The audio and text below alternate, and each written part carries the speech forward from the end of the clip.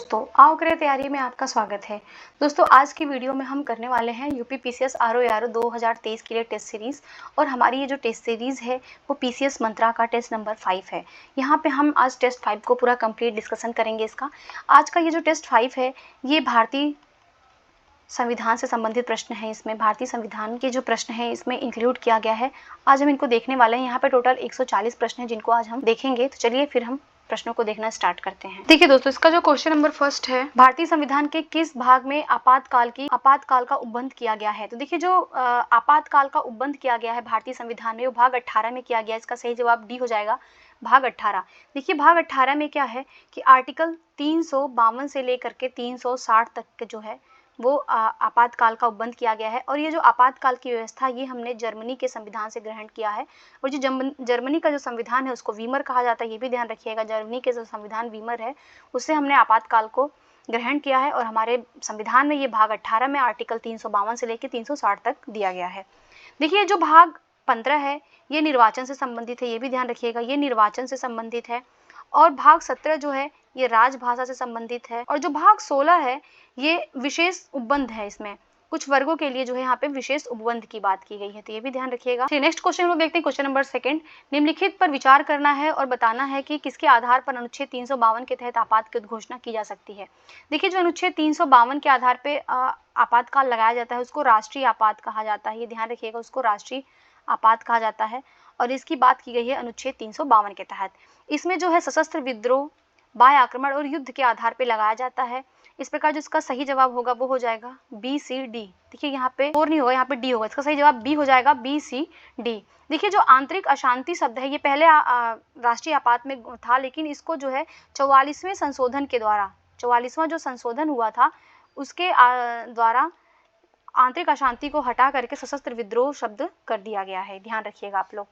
Next question हम लोग देखते हैं, question number third. Question number 3 है, निम्नलिखित में से किस संविधान संशोधन में यह प्रावधान किया गया कि आपात की उद्घोषणा संपूर्ण भारत या उसके किसी भाग के संबंध में की जा सकती है। तो ये जो संशोधन के माध्यम से ये कहा गया कि जो भी आपातकाल की घोषणा या तो वो संपूर्ण भारत पे लागू होगी और या उसके किसी भाग पे भी लागू की जा सकती है। तो ये किया गया है 42वां संविधान संशोधन के द्वारा। सही जवाब इसका ए हो जाएगा, 42वां संविधान संशोधन जो हुआ था 1976 में, भी ध्यान रखिएगा। नेक्स्ट हम लोग क्वेश्चन देखते हैं, क्वेश्चन नंबर 4। 1975 में घोषित तृतीय राष्ट्रीय आपात की घोषणा के समय राष्ट्रपति कौन था। देखिए जब 1975 में तीसरा राष्ट्रीय आपात घोषित किया गया था उस समय जो राष्ट्रपति थे वो फखरुद्दीन अली अहमद थे। सही जवाब इसका सी हो जाएगा। देखिए उस समय जो ये जो राष्ट्रीय आपात लगाया जाता था वो बिना मंत्रिमंडल के परामर्श से लगाया जाता था। लेकिन उसके बाद से क्या होता है, 44वां जो संविधान संशोधन होता है, 44वें संविधान संशोधन में ये कह दिया जाता है कि आपातकाल की घोषणा जो है वो राष्ट्रपति तभी करेगा जब उसको मंत्रिमंडल के द्वारा लिखित सूचना मिलेगी। तो ये ध्यान रखिएगा, जो लिखित सूचना के आधार पे बात किया गया था कि मंत्रिमंडल के लिखित सूचना के आधार पे ही राष्ट्रीय आपात लगेगा, ये 44वें संविधान संशोधन के द्वारा किया गया था।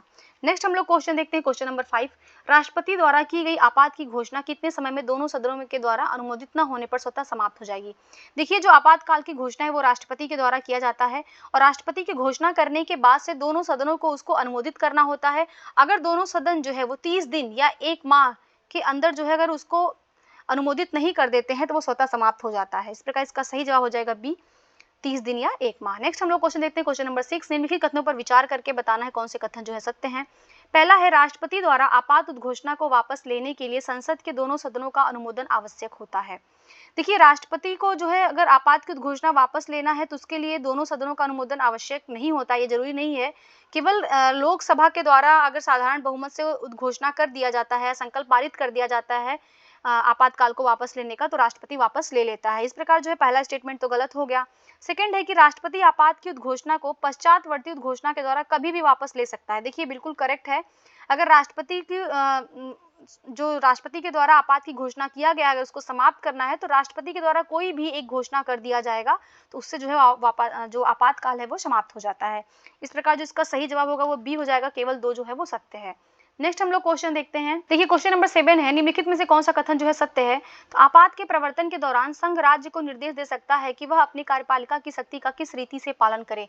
देखिए बिल्कुल करेक्ट स्टेटमेंट है। जब आपातकाल की स्थिति होती है उस समय जो संघ सरकार होती है वो राज्यों को ये निर्देश दे सकती है कि वो उसकी जो कार्यपालिका शक्ति है वो किस तरीके से संचालित होगी। सेकेंड है कि संसद राज्य सूची के किसी भी विषय पर कानून बना सकती है। तो ये बात बिल्कुल सही है। आपातकाल के दौरान क्या होता है, संसद को अधिकार होता है कि वो राज्य सूची के किसी भी विषय पर जो है वो कानून बना सकती है। थर्ड है, संसद द्वारा बनाई गई विधि उद्घोषणा के प्रवर्तन में न रहने पर 6 माह के बाद जो है समाप्त हो जाएगी।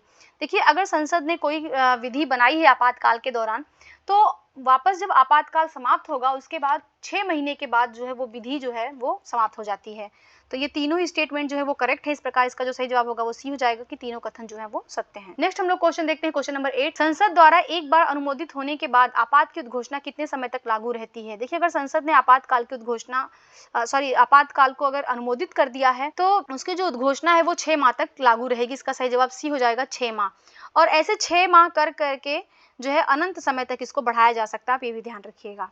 नेक्स्ट हम लोग क्वेश्चन देखते हैं, क्वेश्चन नंबर, राज्यों में संवैधानिक तंत्र के विफल हो जाने पर किस अनुच्छेद के तहत राष्ट्रपति द्वारा राष्ट्रपति शासन की उद्घोषणा की जाती है।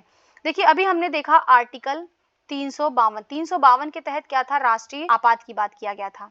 अब हम यहाँ पे देख रहे हैं कि पूछ रहा है संवैधानिक तंत्र के विफल हो जाने पर जो शासन लगता है आपात की स्थिति, उसको राष्ट्रपति शासन कहा जाता है।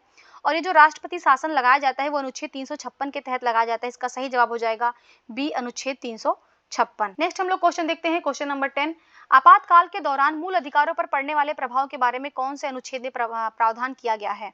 देखिए आपातकाल के दौरान क्या होता है कि जो भी हमारे मूल अधिकार होते हैं उन पे प्रभाव पड़ता है और इसकी चर्चा किया गया है अनुच्छेद 358 और 359 में। इस प्रकार इसका सही जवाब हो जाएगा सी, ए और बी जो है दोनों करेक्ट हैं। नेक्स्ट हम लोग क्वेश्चन देखते हैं, क्वेश्चन नंबर 11, किस राज्य में राष्ट्रपति शासन लगाए जाने के विषय में निम्नलिखित कथनों पर विचार करना है और बताना है कौन सा कथन जो है वो सत्य है। पहला है, राज्य विधानमंडल की शक्तियां संसद द्वारा प्रयोग की जाएंगी। देखिए ये बिल्कुल करेक्ट स्टेटमेंट है। अगर राज्यों में राष्ट्रपति शासन लग गया है और ये राष्ट्रपति शासन जो लगाया जाता है ये राज्यपाल जो है वो राष्ट्रपति से अनुरोध करता है और उसी के अनुरोध पे जो है राष्ट्रपति के द्वारा लगाया जाता है। और इसका आर्टिकल क्या है, अभी पीछे हमने डिस्कस किया है, तो इसका आर्टिकल जो है वो 356 है, ये भी ध्यान रखिएगा। तो इसमें क्या होता है कि जो राज्य विधानमंडल की शक्तियां होती हैं वो संसद के पास चली आती हैं और सेकंड जो है वो राष्ट्रपति संबंधित राज्य के उच्च न्यायालय में निहित शक्तियों को अपने हाथ में ले लेता है। देखिए बिल्कुल गलत स्टेटमेंट है। राष्ट्रपति के पास ऐसा कोई अधिकार नहीं है कि अगर राष्ट्रपति शासन लगा है तो वो राज्य की जो न्यायालयिक शक्तियां हैं उसको अपने हाथ में ले ले। तो सेकंड गलत हो जाएगा, इसका सही हो जाएगा केवल एक सही है। इस प्रकार ए इसका करेक्ट आंसर हो जाएगा। नेक्स्ट हम लोग देखते हैं क्वेश्चन नंबर 12। क्वेश्चन नंबर 12 है, किसी राज्य में राष्ट्रपति शासन अधिकतम कितनों दिनों तक लगाया जा सकता है। देखिए जो राज्य में राष्ट्रपति शासन लगता है वो अधिकतम 3 वर्षों के लिए लगता है। इसका सही जवाब डी हो जाएगा, अधिकतम 3 वर्ष। नेक्स्ट हम लोग देखते हैं क्वेश्चन नंबर 13, भारत में वित्तीय आपातकाल की घोषणा अब तक कितनी बार की गई है। तो देखिए जो वित्तीय आपातकाल की बात किया गया है वो संविधान में आर्टिकल 360 के तहत किया गया है और ये अभी तक एक बार भी नहीं लगा है। तो ये ध्यान रखिएगा, इसका जो सही जवाब होगा डी हो जाएगा, एक बार भी नहीं। नेक्स्ट हम लोग क्वेश्चन देखते हैं। नेक्स्ट क्वेश्चन है क्वेश्चन नंबर 14, निम्नलिखित में से कौन सी समिति केंद्र राज्य संबंध से संबंधित नहीं है। तो केंद्र राज्य संबंध से कौन सी समिति नहीं है। देखिए जो केंद्र राज्य संबंधों से संबंधित समिति है वो राज्य मनरार समिति है, सरकारी आयोग है और पुंछी आयोग। ये तीनों जो है वो केंद्र राज्य संबंधों से संबंधित है, परंतु जो तारकुंडे समिति है इसका संबंध जो है वो चुनाव सुधार से है, ना कि ये केंद्र राज्य संबंध से। इस प्रकार इसका जो सही जवाब होगा वो सी हो जाएगा। नेक्स्ट हम लोग क्वेश्चन देखते हैं क्वेश्चन नंबर 15, निम्नलिखित में से किस समिति ने यह अनुशंसा की थी कि राज्यपाल की नियुक्ति एक समिति द्वारा की जानी चाहिए। देखिए जो भी राज्यपाल की जो नियुक्ति होती है वो राष्ट्रपति के द्वारा किया जाता है और राज्यपाल जो है वो राष्ट्रपति के प्रसाद पर्यंत जो है अपने पद को धारण करता है, ये ध्यान रखिएगा। वैसे तो संविधान में इसके पद की चर्चा की गई है कि ये 5 वर्ष तक अपने पद पे रहेगा, परंतु ये राष्ट्रपति के प्रसाद पर्यंत पद धारण करता है, अर्थात 5 वर्ष से पहले भी ये अपने पद से हटाया जा सकता है। तो ये जो एक समिति ने सिफारिश किया था कि जो राज्यपाल की नियुक्ति होनी चाहिए एक समिति के द्वारा होनी चाहिए, वो किया था वेंकटचलैया समिति ने। इसका सही जवाब हो जाएगा ए, वेंकटचलैया समिति। वेंकटचलैया समिति ने कहा था कि 5 सदस्यीय जो है समिति होनी चाहिए, जिसमें पीएम होना चाहिए, होम मिनिस्टर होना चाहिए, इसके अलावा जो है वो लोकसभा का स्पीकर होना चाहिए और जो हमारा वाइस प्रेसिडेंट होता है वो राष्ट्रपति होना चाहिए और इसके अलावा जो होता है वो जो संबंधित राज्य का सीएम होता है उसको इंक्लूड करना चाहिए और ये समिति जिसको निर्धारित करेगी वही राज्यपाल बनेगा। चलिए नेक्स्ट क्वेश्चन को देखते हैं, क्वेश्चन नंबर 16, पंचायत राज व्यवस्था को मजबूत बनाने के लिए ग्रामोद्धार समिति का गठन किसकी अध्यक्षता में किया गया था? देखिए जो पंचायती राज व्यवस्था की बात किया गया है ये है 73वां संविधान संशोधन, ये ध्यान रखिएगा 73वां जो संविधान संशोधन है। और जो डीपीएसपी में बात किया गया है आर्टिकल 40, ये पंचायती राज से संबंधित है। और पंचायती राज में क्या होता है, जो स्थानीय स्वशासन होता है उसको मजबूती प्रदान किया जाता है। इसमें जो समाज का प्रत्येक तबका है उसको ये अधिकार मिलता है कि वो चुनाव प्रणाली में भाग ले सके, अपने जो भी शासन निर्माण प्रक्रिया में भाग ले सके। तो इसको मजबूत बनाने के लिए ग्रामोद्धार समिति का गठन किया गया था और ये किया गया था बलवंत राय मेहता की अध्यक्षता में। इसका सही जवाब ए हो जाएगा, बलवंत राय मेहता। देखिए बलवंत राय मेहता की समिति में क्या हुआ था कि ये 1957 में एक समिति का गठन किया गया था और इसकी रिपोर्ट के आधार पे ही जो है पंचायती राज व्यवस्था वो हमारी त्रिस्तरीय बनाई गई है। इसमें गांव से लेकर जिला स्तर तक तीन स्तर होते हैं, ध्यान रखिएगा। नेक्स्ट हम लोग क्वेश्चन देखते हैं, क्वेश्चन नंबर 17। 73वां संविधान संशोधन अधिनियम पूरे देश में कब लागू हुआ? अभी हमने आपको पीछे बताया जो 73वां संविधान संशोधन अधिनियम है ये पंचायती राज से संबंधित है और इसकी बात की गया है आर्टिकल 40 में। और ये देश में कब लागू हुआ? तो ये 24 अप्रैल 1993 को लागू हुआ। इसका सही जवाब बी हो जाएगा। देखिए ये जो 73वां संविधान संशोधन है ये पारित तो हुआ था 24 अप्रैल, ये ध्यान रखिएगा, सॉरी ये पारित हुआ था 1992 को, लेकिन ये लागू होता है 24 अप्रैल से। इसीलिए जो 24 अप्रैल का दिन होता है उसको पंचायती राज दिवस के रूप में मनाया जाता है, ये भी ध्यान रखिएगा। 24 अप्रैल को जो है पंचायती राज दिवस मनाया जाता है। नेक्स्ट हम लोग क्वेश्चन देखते हैं, क्वेश्चन नंबर 18। निम्न में से कौन सा कथन सत्य है ये बताना है। पहला है 74वें संविधान संशोधन द्वारा ग्राम सभा को संवैधानिक दर्जा दिया गया। देखिए जो ग्राम सभा को संवैधानिक दर्जा दिया गया है ये गलत दिया है, क्योंकि जो ग्राम सभा को संवैधानिक दर्जा दिया गया है ये 73वां संविधान संशोधन, ये ध्यान रखिएगा, ना कि 74वां, इसलिए ये स्टेटमेंट गलत हो जाएगा। सेकंड है कि किसी ग्राम की निर्वाचक नामावली में दर्ज नाम वाले व्यक्तियों को सामूहिक रूप से ग्राम सभा कहा जाता है। तो ये बिल्कुल सही जवाब है इसका। ग्राम सभा उसे कहा जाता है जो उस ग्राम की निर्वाचक नामावली में जिन व्यक्तियों का नाम दर्ज होता है। सी है कि ग्राम सभा में केवल एक ही गांव शामिल किया जाता है। देखिए ये भी गलत है, ग्राम सभा में एक नहीं एक से अधिक गांव को भी शामिल किया जा सकता है। और डी है कि ग्राम पंचायत ग्राम सभा के कार्यों का निरीक्षण सब मूल्यांकन करती है। तो ये भी गलत है।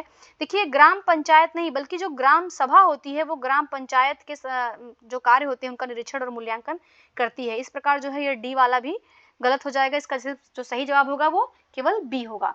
देखिए जो ग्राम पंचायत है ना वो ग्राम सभा की कार्यकारी संस्था है, ये भी ध्यान रखिएगा। जो ग्राम पंचायत है ये ग्राम सभा की कार्यकारी संस्था है तथा जो ग्राम सभा है वो ग्राम पंचायत के कार्यों का निरीक्षण और मूल्यांकन करती है।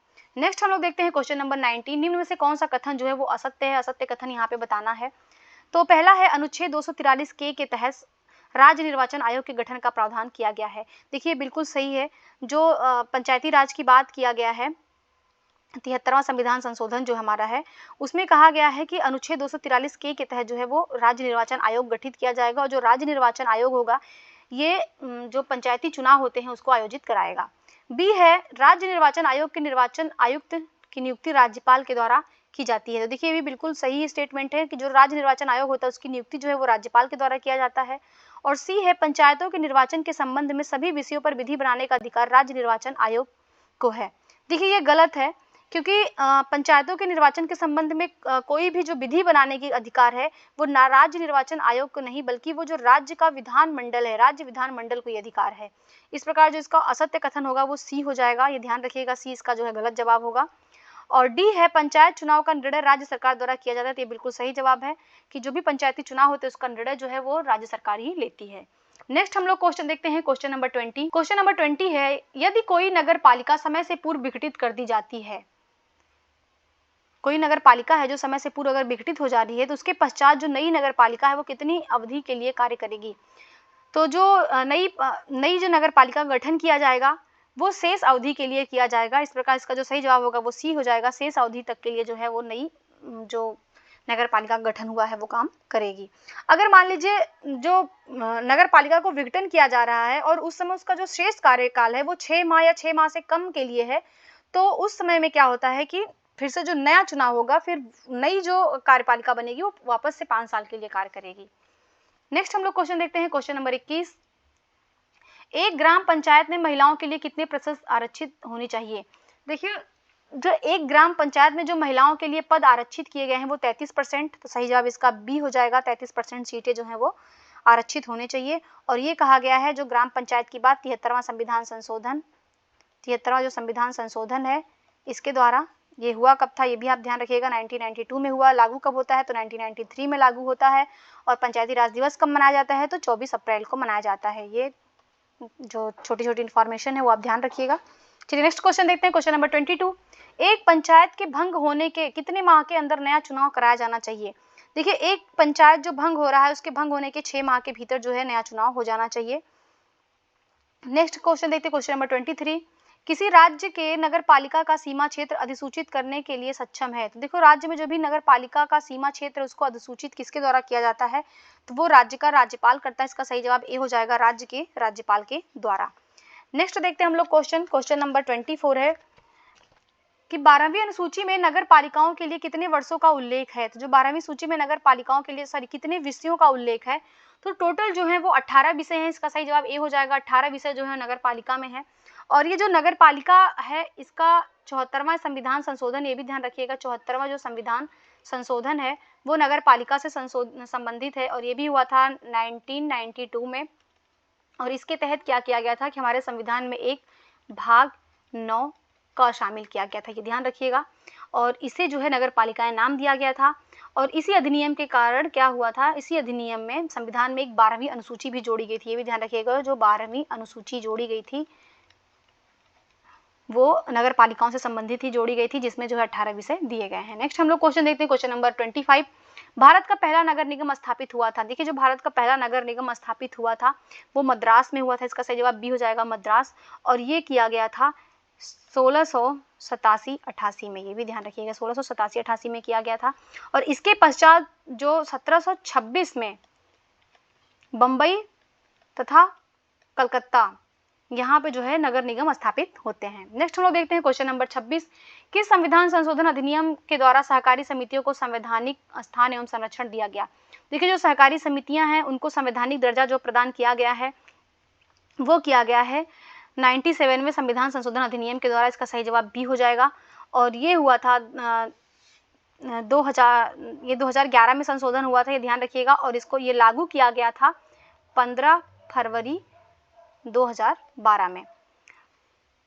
इसमें क्या होता है कि संविधान में एक अनुच्छेद 19(1)(c) में संशोधन किया जाता है और उससे संबंधित जो है डीपीएसपी में सम्मिलित किया जाता है 43B। ठीक है, ये ध्यान रखिएगा। ये जो मूल अधिकार है, ये जो सहकारी समितियां ये हमारे मूल अधिकार में आती हैं। इसमें 19(1)(c) में इसमें संशोधन किया जाता है और इसके तहत जो है डीपीएसपी में आर्टिकल 43B जोड़ा जाता है, जिसके द्वारा जो है सहकारी समितियों को संवैधानिक दर्जा दिया जाता है। नेक्स्ट हम लोग क्वेश्चन देखते हैं, क्वेश्चन नंबर 27। निम्न में से किस समिति ने अनुशंसा की थी कि हर राज्य में एक वित्त आयोग का गठन होना चाहिए।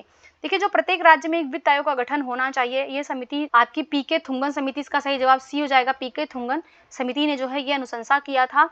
और इसका करने का लक्ष्य ये था कि जो भी पंचायती राज व्यवस्था उसको शक्तिशाली बनाया जाए और उन्हें संवैधानिक दर्जा दिलाया जाए। नेक्स्ट हम लोग क्वेश्चन देखते हैं, क्वेश्चन नंबर 28। संविधान का कौन सा भाग सहकारी समितियों से संबंधित है। देखिए, अभी हमने ऊपर ही चर्चा किया है, जो सहकारी समितियों से संबंधित विभाग है वो भाग 9 है। इसका सही जवाब हो जाएगा ए, भाग 9 में जो है सहकारी समितियों को संवैधानिक दर्जा प्रदान किया गया है।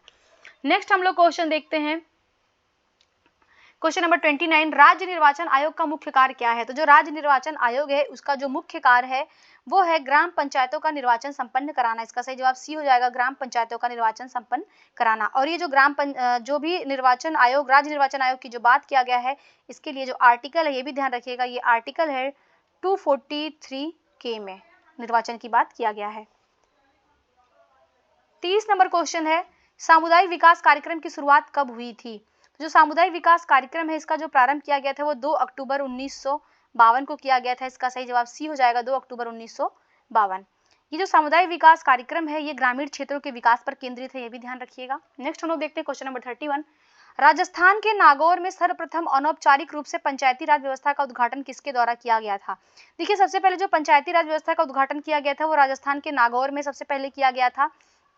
और उस समय जो ये उद्घाटन किए थे वो प्रधानमंत्री पंडित जवाहरलाल नेहरू के द्वारा हुआ था। इसका सही जवाब सी हो जाएगा, पंडित जवाहरलाल नेहरू। और ये था 1959 में। बलवंत राय मेहता की समिति पे इसको लागू किया जाता है। और 1959 में लागू किया जाता है और इसके बाद से नागौर के बाद जो अपनाता है वो आंध्र प्रदेश अपनाता है, ये ध्यान रखिएगा। नेक्स्ट हम लोग क्वेश्चन देखते हैं, क्वेश्चन नंबर 32। उच्चतम और उच्च न्यायालय के अतिरिक्त सभी न्यायालय का गठन किसके द्वारा किया जा सकता है? देखिए, हाई कोर्ट, सुप्रीम कोर्ट और हाई कोर्ट को छोड़ करके अन्य जो न्यायालय हैं इनका जो गठन किया जा सकता है वो संसद के द्वारा और राज्य विधानमंडल दोनों के द्वारा किया जा सकता है। इस प्रकार इसका सही जवाब सी हो जाएगा। ए और बी दोनों जो हैं इनके द्वारा किया जा सकता है और ये किया गया था 42वां संविधान संशोधन हुआ था 1976 में।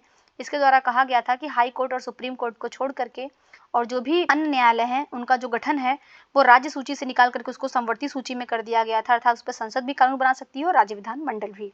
चलिए नेक्स्ट हम लोग क्वेश्चन देखते हैं, क्वेश्चन नंबर 33। उच्चतम न्यायालय में लंबित मामले के संदर्भ में बताना है कि किस प्रकार के मामलों की जो संख्या है वो सर्वाधिक है। देखिए, जो सुप्रीम कोर्ट में लंबित मामले हैं वो स्पेशल लीव पिटीशन वाले मामले सबसे ज्यादा हैं, जिसका जो सही जवाब होगा वो ए हो जाएगा, स्पेशल लीव पिटीशन। नेक्स्ट हम लोग देखते हैं क्वेश्चन नंबर 34। कौन सुमेलित नहीं है? निम्नलिखित में से कौन सुमेलित नहीं है बताना है। पहला है इसका कि उच्चतम न्यायालय से परामर्श करने की राष्ट्रपति की शक्ति जो है वो अनुच्छेद 143 के तहत है, तो बिल्कुल सही है। अनुच्छेद 143 के तहत क्या होता है कि राष्ट्रपति उच्चतम न्यायालय से परामर्श करता है। सेकंड है तदर्थ न्यायाधीशों की नियुक्ति आर्टिकल 131 के तहत होता है। देखिए, ये गलत है। जो तदर्थ न्यायाधीशों की नियुक्ति है वो आर्टिकल 131 नहीं बल्कि वो आर्टिकल 127 के तहत किया जाता है। इस प्रकार इसका जो सही जवाब होगा वो बी हो जाएगा। सी है कि कुछ दशाओं में दोनों सदनों की संयुक्त बैठक अनुच्छेद 108 के तहत होती है, बिल्कुल सही है। जो संयुक्त बैठक का प्रावधान है वो अनुच्छेद 108 के तहत है। और डी है उपराष्ट्रपति का राज्यसभा का पदेन जो सभापति होता है वो अनुच्छेद 64 में कहा गया है, तो ये भी बिल्कुल सही है। देखिए, ये जो आर्टिकल 131 है ये सुप्रीम कोर्ट की आरंभिक अधिकारिता से संबंधित है, ये भी ध्यान रखिएगा, आरंभिक अधिकारिता से संबंधित है आर्टिकल 131। चलिए नेक्स्ट क्वेश्चन हम लोग देखते हैं। नेक्स्ट क्वेश्चन है क्वेश्चन नंबर 35। राष्ट्रपति उच्च न्यायालय के किसी न्यायाधीश का एक उच्च न्यायालय से दूसरे उच्च न्यायालय में स्थानांतरण निम्नलिखित में से किससे परामर्श से करेगा? तो राष्ट्रपति जो है ये ट्रांसफर करेगा किसी भी हाई कोर्ट से दूसरे हाई कोर्ट में, और ये करेगा सर्वोच्च न्यायालय के मुख्य न्यायाधीश से परामर्श करने के बाद ही। इसका सही जवाब बी हो जाएगा और ऐसा कहा गया है आर्टिकल 222 के तहत। नेक्स्ट हम लोग क्वेश्चन देखते हैं, क्वेश्चन नंबर 36। भारतीय संविधान द्वारा सर्वोच्च न्यायालय की स्थापना से पूर्व निम्नलिखित में से कौन सा सर्वोच्च अपीलीय न्यायालय था? तो देखिए, जब संविधान की जो सर्वोच्च न्यायालय की स्थापना नहीं हुई थी उसके पहले जो है वो सर्वोच्च अपीलीय जो न्यायालय था वो प्रिवी काउंसिल था। इसका सही जवाब ए हो जाएगा, प्रिवी काउंसिल। नेक्स्ट हम लोग क्वेश्चन देखते हैं, क्वेश्चन नंबर 37। यदि किसी कारणवश भारत के राष्ट्रपति का पद रिक्त हो जाए और उपराष्ट्रपति का पद खाली हो तो सर्वोच्च न्यायालय के मुख्य न्यायाधीश की नियुक्ति ना हुई हो तो कौन जो व्यक्ति होगा वो राष्ट्रपति के पद पर नियुक्त होगा? देखिए, अभी संविधान में क्या है कि अगर राष्ट्रपति हमारा है, अगर राष्ट्रपति का पद खाली है तो इसकी जगह पे उपराष्ट्रपति उस पद को देखेगा। अगर उपराष्ट्रपति भी नहीं है तो जो भारत का सीजीआई होगा, चीफ जस्टिस ऑफ इंडिया होगा, वो उसके पद का कार्यभार देखेगा। अगर ये भी नहीं है तो क्वेश्चन में पूछ रहा है तो फिर कौन जो है वो राष्ट्रपति के पद पर कार्य करेगा उस समय? देखिए, उस समय जो कार्य करेगा वो सर्वोच्च न्यायालय का जो अन्य न्यायाधीश होगा उसको शक्ति दिया गया है। इस प्रकार इसका सही जवाब डी हो जाएगा। नेक्स्ट हम लोग क्वेश्चन देखते हैं, क्वेश्चन नंबर 38। न्यायपालिका की स्वतंत्रता का अर्थ है। तो जो न्यायपालिका की स्वतंत्रता का अर्थ है वो पहला है स्वेच्छाचारिता या उत्तरदायित्व का अभाव होना। सेकंड है विधायिका तथा कार्यपालिका द्वारा न्यायपालिका के कार्यों में बाधा न पहुंचाना। देखिए, बिल्कुल सही है कि जो न्यायपालिका की स्वतंत्रता की बात है वो विधायिका और कार्यपालिका के द्वारा उसके कार्यों में दखल ना देना है। और सी है सरकार के अन्य अंगों द्वारा न्यायपालिका के निर्णयों में हस्तक्षेप न करना, ये भी बिल्कुल सही है। और 4 नंबर स्टेटमेंट है न्यायाधीश द्वारा बिना भय और भेदभाव के अपना कार्य करना। तो देखिए, तीनों ही जो करेक्ट स्टेटमेंट है, इस प्रकार इसका सही जवाब सी हो जाएगा। जो सी हो जाएगा वो 2, 3 और 4 जो है इसका सही हो जाएगा। देखिए, जो फर्स्ट है स्वेच्छाचारिता या उत्तरदायित्व का अभाव होना, ये स्वतंत्रता का ये अर्थ नहीं होता, ये बिल्कुल गलत है। नेक्स्ट हम लोग देखते हैं क्वेश्चन नंबर 39। भारत के सर्वोच्च न्यायालय के क्षेत्राधिकार के अंतर्गत सम्मिलित है। तो जो भारत का सर्वोच्च न्यायालय है उसके क्षेत्राधिकार में क्या आता है? तो मौलिक क्षेत्राधिकार, अपीली क्षेत्राधिकार, सलाहकारी क्षेत्राधिकार, रिट संबंधी क्षेत्राधिकार। तो इसका सही जवाब होगा वो डी हो जाएगा। क्वेश्चन का हम लोग डिटेल भी थोड़ा देख लेते हैं। देखिए, जो मौलिक क्षेत्राधिकार की बात किया गया है, देखिए जो मौलिक क्षेत्राधिकार या इसको आरंभिक क्षेत्राधिकार कहते हैं, ये आर्टिकल 131 के तहत बात किया गया है। और जो अपीली क्षेत्राधिकार है ये आर्टिकल 132, ये भी ध्यान रखिएगा, आर्टिकल 132, 133 और 136 के बाद में इसका अपीली क्षेत्राधिकार है। और जो सलाहकारी क्षेत्राधिकार है वो आर्टिकल 146 के तहत 143 के तहत 143 के तहत किया गया है। और जो रिट संबंधी क्षेत्राधिकार है ये आर्टिकल 32 के तहत किया गया है। चलिए नेक्स्ट हम लोग क्वेश्चन देखते हैं। नेक्स्ट क्वेश्चन है क्वेश्चन नंबर 40। भारतीय न्यायिक व्यवस्था में जब जनहित याचिका की शुरुआत हुई उस समय भारत के प्रधान न्यायाधीश इनमें से कौन थे? देखिए, जब जनहित याचिका भारत में आती है जिसको PIL कहते हैं, पब्लिक इंटरेस्ट लिटिगेशन, ये जब भारत में आता है उस समय जो प्रधान न्यायाधीश थे वो PN भगवती थे। इसका सही जवाब डी हो जाएगा, PN भगवती।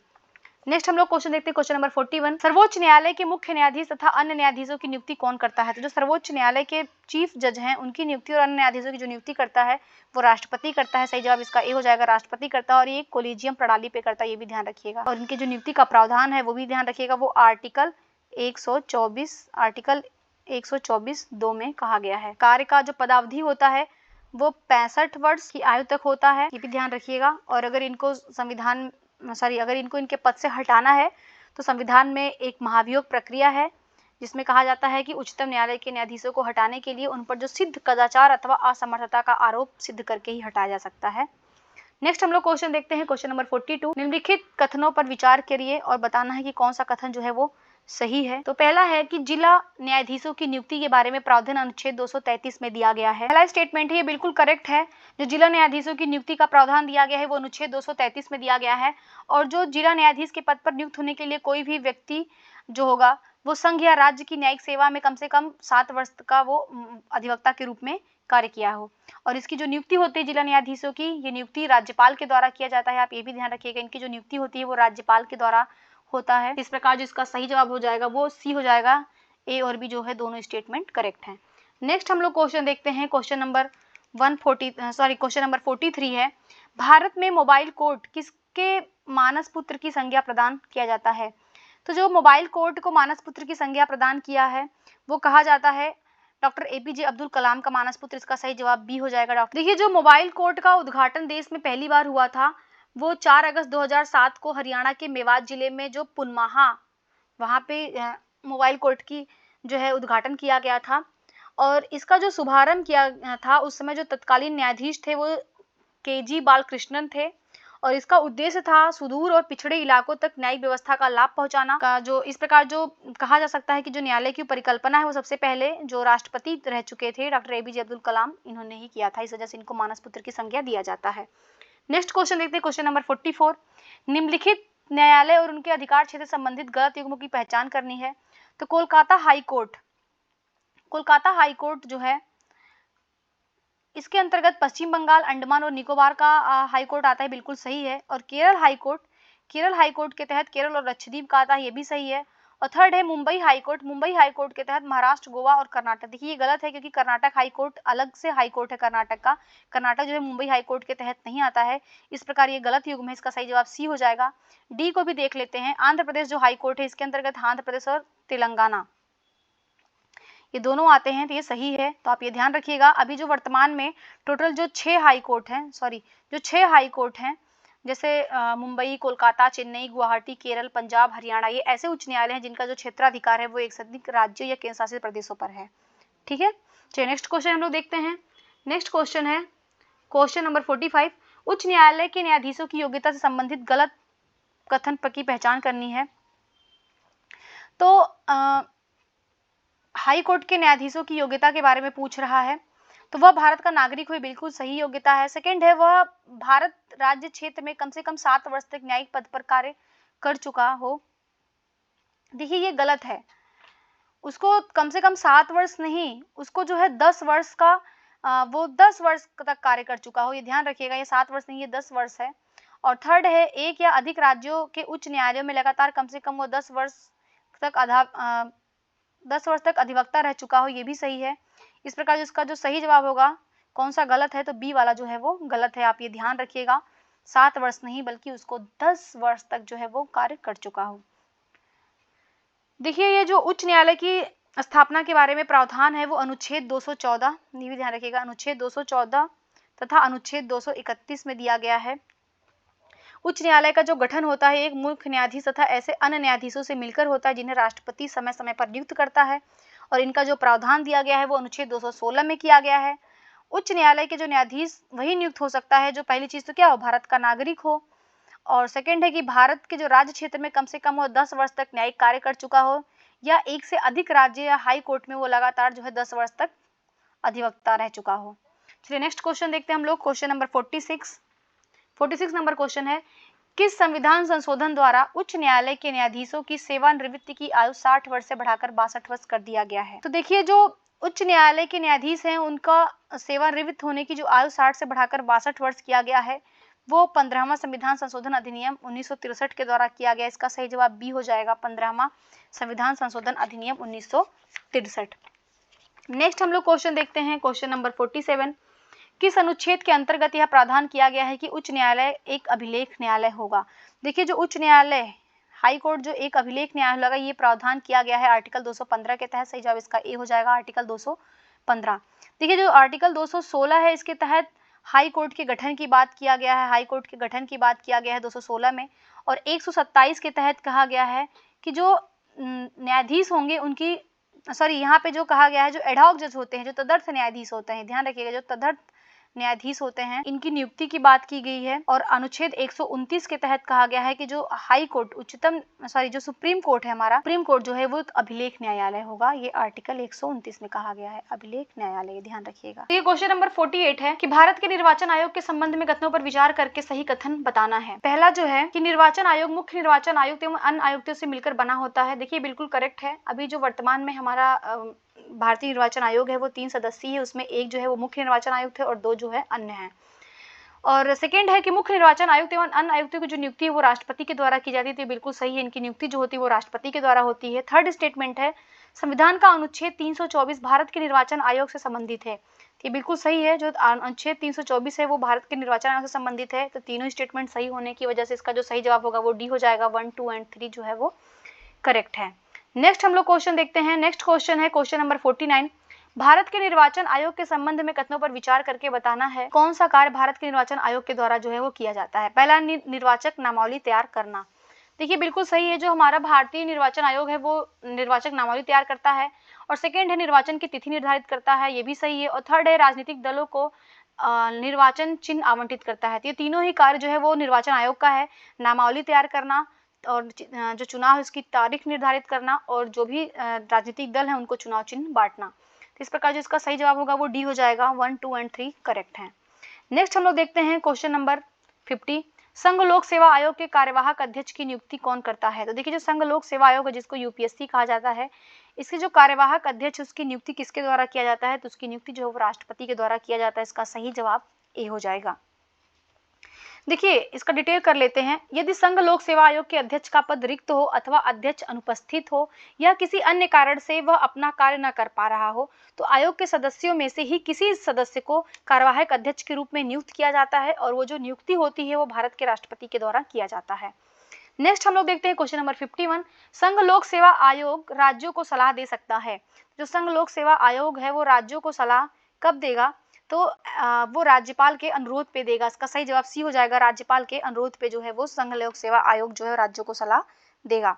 देखिए, जो संघ लोक सेवा आयोग है इसकी जो बात किया गया है ये भाग 14 के तहत इसका यूपीएससी की बात की गई है और इसका जो आर्टिकल है वो आर्टिकल 315 से लेकर के 323 तक। चलिए इसका भी डिटेल देख लेते हैं। इसका डिटेल है कि संघ लोक सेवा आयोग भारत का केंद्रीय भर्ती अधिकरण है जो अखिल भारतीय सेवाओं या केंद्रीय सेवाओं में नियुक्ति हेतु परीक्षाओं का आयोजन करता है।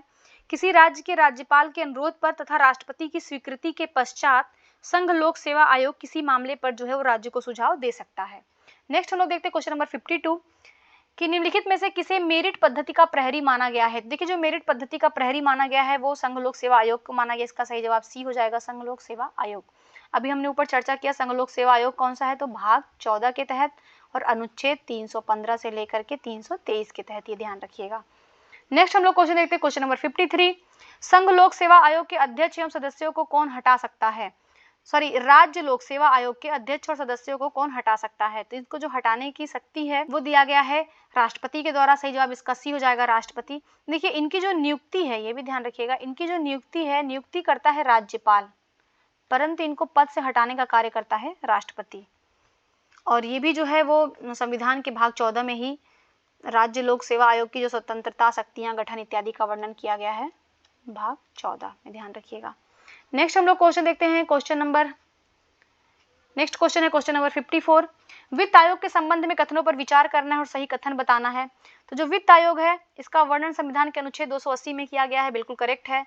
सेकंड है, यह एक अर्धन्यायिक निकाय है, ये भी सही है। थर्ड है, इसका गठन संसद के द्वारा किया जाता है। देखिए ये गलत है, इसका जो गठन है वो संसद नहीं बल्कि राष्ट्रपति के द्वारा किया जाता है, ये ध्यान रखिएगा। राष्ट्रपति प्रत्येक 5 वर्ष पर जो है वित्त आयोग का गठन करता है, या राष्ट्रपति जैसा उचित समझे वैसा करता है। तो इस प्रकार इसका जो सही जवाब होगा वो 1 और 2 करेक्ट हो जाएगा, ए इसका सही जवाब हो जाएगा। नेक्स्ट हम लोग क्वेश्चन देखते हैं, क्वेश्चन नंबर 55। प्रथम वित्त आयोग के अध्यक्ष कौन थे? जो प्रथम वित्त आयोग के अध्यक्ष थे वो केसी नियोगी थे, इसका सही जवाब ए हो जाएगा, केसी नियोगी। देखिए जो प्रथम वित्त आयोग की स्थापना किया गया था वो 1951 में किया गया था, ये भी ध्यान रखिएगा। और इसका आर्टिकल कितना है वित्त आयोग के? तो आर्टिकल 280। नेक्स्ट हम लोग देखते हैं क्वेश्चन नंबर 56। राष्ट्रीय अनुसूचित जनजाति आयोग की स्थापना के लिए संविधान में कौन सा संशोधन किया गया है? तो जो राष्ट्रीय अनुसूचित जनजाति आयोग बना है इसकी स्थापना के लिए, इसको संवैधानिक दर्जा के लिए जो संविधान में संशोधन किया गया है वो 89वां संशोधन किया गया है, 89वां संविधान संशोधन। इसका सही जवाब बी हो जाएगा, ये किया गया था 1990 में। और इसका जो आर्टिकल है वो भी ध्यान रखिएगा, इसका डिटेल कर लेते हैं हम लोग कि 1990 के 65वें संविधान संशोधन के द्वारा अनुच्छेद 338, ये ध्यान रखिएगा, अनुच्छेद 338 के अंतर्गत एक राष्ट्रीय अनुसूचित जाति एवं जनजाति आयोग का गठन किया गया था। किंतु 89वें जो संविधान संशोधन हुआ 2003 में, इसके तहत पुनः संशोधन करके एक नया अनुच्छेद 338 का संविधान में जोड़ा गया और राष्ट्रीय अनुसूचित जनजाति आयोग को पृथक आयोग के रूप में स्थान दिया गया। तो ध्यान रखिएगा 89वां संविधान संशोधन होता है, कब होता है? 2003 में होता है, और इसके तहत 338 का अनुच्छेद को जो है जोड़ा जाता है। नेक्स्ट हम लोग क्वेश्चन देखते हैं, क्वेश्चन नंबर 57। भारत के नियंत्रक एवं महालेखा परीक्षक केंद्र सरकार के लेखों से संबंधित अपनी रिपोर्ट किसे देता है?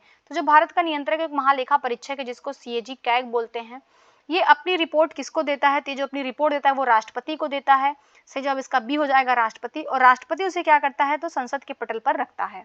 नेक्स्ट हम लोग देखते हैं 58 नंबर क्वेश्चन। भारत के महान्यायवादी के संबंध में कौन सा कथन सत्य नहीं है? तो जो महान्यायवादी की बात किया गया है तो इसका वर्णन संविधान के अनुच्छेद 76 में किया गया है, तो ये बिल्कुल सही है। और इसकी जो नियुक्ति होती है वो राष्ट्रपति के द्वारा होती है, ये भी सही है। और यह भारत का सर्वोच्च विधि अधिकारी होता है, ये भी सही है। और डी है कि इसका कार्यकाल 5 वर्ष के लिए नियत होता है। देखिए ये गलत है, इसका जो कार्यकाल है वो 5 वर्ष के लिए नियत नहीं होता है, बल्कि वो जो सरकार जिस समय जो सरकार का गठन होता है तो वो सरकार ही अपना जो है महान्यायवादी नियुक्त करती है, और जैसे ही सरकार विघटित होती है वैसे ही जो है इसका भी कार्यकाल विघटित हो जाता है महान्यायवादी का। इस प्रकार जो सही जवाब होगा वो डी हो जाएगा। नेक्स्ट क्वेश्चन हम लोग देखते हैं, क्वेश्चन नंबर 59 नंबर क्वेश्चन है, नीति आयोग। नीति आयोग क्या है? नीति आयोग कैसी संस्था है? तो जो नीति आयोग है ये एक गैर संवैधानिक निकाय, इसका सही जवाब सी हो जाएगा। नीति आयोग जो है गैर संवैधानिक निकाय है, इसका जो गठन किया जाता है वित्त योजना आयोग के स्थान पे ही 2014 में जो है किया जाता है। और इसका जो अध्यक्ष होता है वो प्रधानमंत्री होता है, भी ध्यान रखिएगा। नेक्स्ट हम लोग देखते हैं 60 नंबर क्वेश्चन, राष्ट्रीय मानवाधिकार आयोग का गठन किया गया है। तो जो राष्ट्रीय मानवाधिकार आयोग है इसका जो गठन किया गया है वो संसद द्वारा पारित एक्ट से किया गया, इसका सही जवाब सी हो जाएगा। क्वेश्चन नंबर 61, मुख्य सूचना आयुक्त का कार्यकाल होता है। तो देखिए जो मुख्य सूचना आयुक्त होता है उसका जो कार्यकाल होता है वो 5 वर्ष या 65 वर्ष होता है, इसका सही जवाब बी हो जाएगा। देखिए जो मुख्य सूचना आयुक्त होता है इसकी स्थापना किया गया था 2005 में, और इसमें क्या होता है कि एक मुख्य सूचना आयुक्त होता है और अन्य आयुक्त होते हैं। नेक्स्ट हम लोग देखते हैं क्वेश्चन नंबर 62, केंद्रीय सतर्कता आयोग का गठन किया गया था। तो ये केंद्रीय सतर्कता आयोग का जो गठन किया गया था वो 1964 में किया गया था, इसका सही जवाब ए हो जाएगा, 1964। इसके द्वारा इसमें क्या होता है कि केंद्र सरकार के द्वारा एक प्रस्ताव पारित किया जाता है जिसके अंतर्गत देश में भ्रष्टाचार को रोकने के लिए केंद्रीय सतर्कता आयोग का गठन किया जाता है। नेक्स्ट हम लोग देखते हैं क्वेश्चन नंबर 63, भारतीय संविधान के किस अनुच्छेद में नागरिकता संबंधी प्रावधान किए हुए हैं? जो नागरिकता संबंधी प्रावधान दिया गया है वो हमारे संविधान में अनुच्छेद 5 से 11 तक दिया गया है, तो इसका जो सही जवाब होगा वो डी हो जाएगा, उपयुक्त में से कोई नहीं, क्योंकि इसका जो है ध्यान देख लेते हैं भाग 2 के तहत जो अनुच्छेद 5 से लेकर 11 तक के प्रावधान जो है वो किया गया है। नेक्स्ट हम लोग देखते हैं क्वेश्चन नंबर 64, निम्नलिखित कथनों में से कौन से अधिकार केवल भारतीय नागरिकों को प्राप्त हैं? तो जो केवल भारतीयों को प्राप्त अधिकार हैं वो है लोक नियोजन के विषय में समता का अधिकार। ये देखिए बिल्कुल सही है, जो लोक नियोजन के विषय में समता का अधिकार है आर्टिकल 16 है। और संस्कृति और शिक्षा संबंधी अधिकार, जो संस्कृति और शिक्षा संबंधी अधिकार है ये अनुच्छेद 29-30 में दिया गया है। और विधि के समक्ष जो समता है ये सभीयों को प्राप्त है, तो ये गलत हो जाएगा। तो 1 और 2 इसका सही जवाब होगा, इसका सही जवाब हो जाएगा ए और 2 करेक्ट है। देखिए इसके अलावा भी जो अनुच्छेद 15 है, आर्टिकल जो 15 है, आर्टिकल 15 में कहा गया है कि धर्म, मूलवंश, जाति, लिंग, जन्म स्थान के आधार पर भेदभाव का विरोध करता है, तो ये भी जो है केवल भारतीयों को ही प्राप्त है। और जो आर्टिकल 19 ये भी केवल भारतीयों को प्राप्त है, ध्यान रखिएगा। आर्टिकल 15, 16, 19 और 29, 30 ये केवल भारतीयों को प्राप्त मूल अधिकार है। नेक्स्ट हम लोग क्वेश्चन देखते हैं। नेक्स्ट क्वेश्चन है क्वेश्चन नंबर 65। निम्नलिखित कथनों पर विचार करना है, बताना है कौन सा कथन जो है वो सही नहीं है। तो भारत और अमेरिकी दोनों संविधान में संघीय राज व्यवस्था को अपनाया गया है। देखिए ये बिल्कुल सही बात है कि भारत और अमेरिका दोनों में ही संघीय व्यवस्था को अपनाया गया है, लेकिन जो भारत की संघीय व्यवस्था है वो कनाडा से लिया गया है, ये भी ध्यान रखिएगा। सेकेंड है भारत में एकल नागरिकता का प्रावधान है, जबकि अमेरिका में दोहरी नागरिकता की व्यवस्था, ये बिल्कुल सही है। भारत में एकल नागरिकता है, लेकिन अमेरिका में क्या होती है, केंद्र सरकार की नागरिकता होती है और अपने अपने राज्यों की भी नागरिकता होती है। ये दोनों स्टेटमेंट सही है। इस प्रकार जो इसका सही जवाब हो जाएगा वो डी हो जाएगा, उपयुक्त में से कोई नहीं, क्योंकि दोनों स्टेटमेंट क्या है, करेक्ट हैं। नेक्स्ट हम लोग क्वेश्चन देखते हैं क्वेश्चन नंबर 66। कौन सा सुमेलित नहीं है ये बताना है। पहला है शोषण के विरुद्ध अधिकार। जो शोषण के विरुद्ध अधिकार है वो 23-24 में है, बिल्कुल सही है। और संस्कृति और शिक्षा संबंधी जो अधिकार है अनुच्छेद 29-30 में है, ये भी बिल्कुल सही है। और जो स्वतंत्रता का अधिकार है वो आर्टिकल 19 से 22 के तहत है, ये भी सही है। और जो धर्म की स्वतंत्रता का अधिकार है वो अनुच्छेद 26 से 28 के बीच में नहीं है, बल्कि वो अनुच्छेद 25 से 28 के बीच में है। इस प्रकार जो सही जवाब होगा वो डी हो जाएगा। देखिए जो आर्टिकल 25 है उसमें अंतःकरण की और धर्म को अवैध रूप से मानने, आचरण और प्रचार करने की स्वतंत्रता है।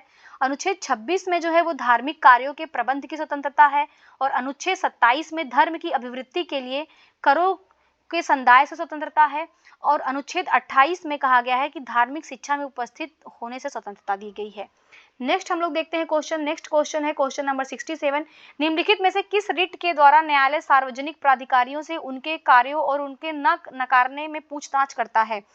तो ये जो रिट है वो रिट है परमादेश रिट, परमादेश के द्वारा पूछता है। ऑप्शन में न होने की वजह से सही जवाब डी हो जाएगा, उपयुक्त में से कोई नहीं।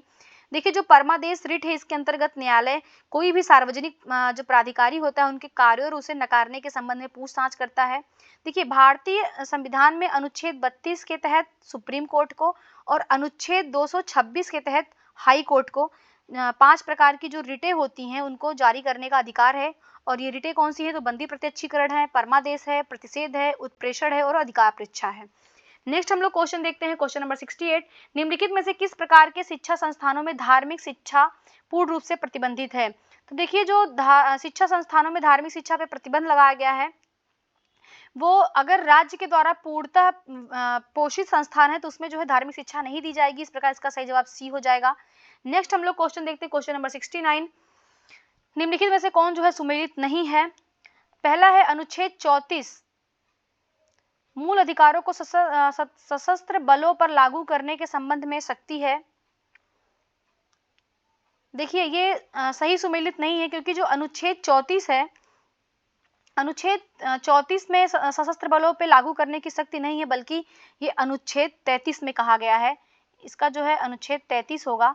और अनुच्छेद जो 33 वो मार्शल लॉ की बात करता है, तो ये भी गलत है। अनुच्छेद 33 मार्शल लॉ की बात नहीं करता है, बल्कि अनुच्छेद 34 जो है वो मार्शल लॉ की बात करता है। और अनुच्छेद 35 है कि मूल अधिकारों के उपबंधों को प्रभावी करने के लिए विधान, तो ये बिल्कुल सही है। तो इस प्रकार जो इसका सही जवाब हो जाएगा वो ए ऑप्शन करेक्ट हो जाएगा। 1 और 2 जो है वो सही सुमेलित नहीं है। नेक्स्ट हम लोग देखते हैं क्वेश्चन नंबर 70। भारतीय संविधान के प्रारंभ में मूल अधिकारों के रूप में संपत्ति के अधिकार की व्यवस्था किस अनुच्छेद में थी। देखिए जो मूल अधिकारों में जो संपत्ति के अधिकार की व्यवस्था थी वो अनुच्छेद 19(1) च में थी। तो ऑप्शन में न होने की वजह से इसका सही जवाब डी हो जाएगा, उपयुक्त में से कोई नहीं। और 19(1) च में थी। इसके अलावा आर्टिकल 31 में वर्णन था संपत्ति का। और 44वां जो संविधान संशोधन होता है, जो 44वां संविधान संशोधन होता है, इसके द्वारा क्या किया जाता है कि मूल अधिकार से संपत्ति को हटा करके अनुच्छेद 300 का के तहत इसको एक लीगल राइट बना दिया जाता है। ये भी ध्यान रखिएगा। नेक्स्ट क्वेश्चन देखते हैं हम लोग, क्वेश्चन नंबर 71। भारतीय संविधान में मूल अधिकार किस देश के संविधान से लिए गए हैं? जो भारतीय संविधान में मूल अधिकार लिया गया है वो अमेरिका के संविधान से लिया गया है। इसका सही जवाब हो जाएगा डी, उपयुक्त में से कोई नहीं, क्योंकि ऑप्शन में ही नहीं है। तो इसका सही जवाब हो जाएगा यूएसए, संयुक्त राज्य अमेरिका से लिया गया है। संयुक्त राज्य अमेरिका से और क्या लिया गया है ये भी देख लेते हैं हम। न्यायपालिका की जो स्वतंत्रता ली गई है, न्यायपालिका की स्वतंत्रता लिया गया है। न्यायपालिका की पुनरावलोकन की शक्ति लिया गया है। उपराष्ट्रपति का पद लिया गया है। उच्चतम न्यायालय और उच्च न्यायालय के न्यायाधीश का पद से हटाया जाना लिया गया है। इसके अलावा राष्ट्रपति पर जो महाभियोग संबंधी प्रावधान लगाया जाता है वो भी हमने अमेरिका के संविधान से लिया है। नेक्स्ट हम लोग क्वेश्चन देखते हैं, क्वेश्चन नंबर, देखिए नेक्स्ट क्वेश्चन है क्वेश्चन नंबर 72। भारतीय नागरिकों के विदेश में घूमने तथा वापस भारत के आने के अधिकार को किस अनुच्छेद के अंतर्गत शामिल किया गया है? तो देखिए जो भी भारतीय उनको विदेश जाने या घूमने का जो अधिकार है वो आर्टिकल 21 के तहत है। इसका सही जवाब बी हो जाएगा, अनुच्छेद 21। देखिए जो आर्टिकल 19 है, आर्टिकल 19 के तहत क्या होता है कि उनको भारत में कहीं भी निर्बाध भ्रमण की स्वतंत्रता दी गई है, और आर्टिकल 21 के तहत विदेश की। नेक्स्ट क्वेश्चन हम लोग देखते हैं, क्वेश्चन नंबर 73। निम्नलिखित कथनों में से कौन सही सुमेलित नहीं है? तो पहला है अनुच्छेद 41 कुछ दशाओं में काम, शिक्षा और लोक सहायता पाने का अधिकार है, ये बिल्कुल सही है। सेकंड है अनुच्छेद 42, इसमें काम की न्यायसंगत और मानवोचित दशाओं का उपबंध किया गया है, तो देखिए ये भी बिल्कुल सही है। और अनुच्छेद 43 का जो है कर्मकारों के लिए निर्वाह मजदूरी की बात करता है, देखिए ये गलत है, क्योंकि जो अनुच्छेद 43 का में ये उद्योगों के प्रबंधन में, 43 में क्या है कि जो उद्योगों का प्रबंधन होता है, उद्योगों के प्रबंधन में जो कर्मकार होते हैं उनके भाग लेने संबंधी अधिकार दिया गया है। तो इस प्रकार जो सही जवाब होगा वो सी हो जाएगा, 43 का जो है वो सही नहीं है। और डी जो है अनुच्छेद 43 का वो सहकारी समितियों की वृद्धि की बात करता है। नेक्स्ट हम लोग क्वेश्चन देखते हैं, क्वेश्चन नंबर 74। नीति निर्देशक तत्वों के बारे में कौन सा कथन जो है असत्य है? तो ये संविधान के भाग 4 के अनुच्छेद 36 से 51 में विस्तृत है, बिल्कुल सही बात है। जो नीति निर्देशक तत्व हैं वो भारतीय संविधान में भाग 4 के अनुच्छेद 36 से 51 तक में विस्तृत हैं।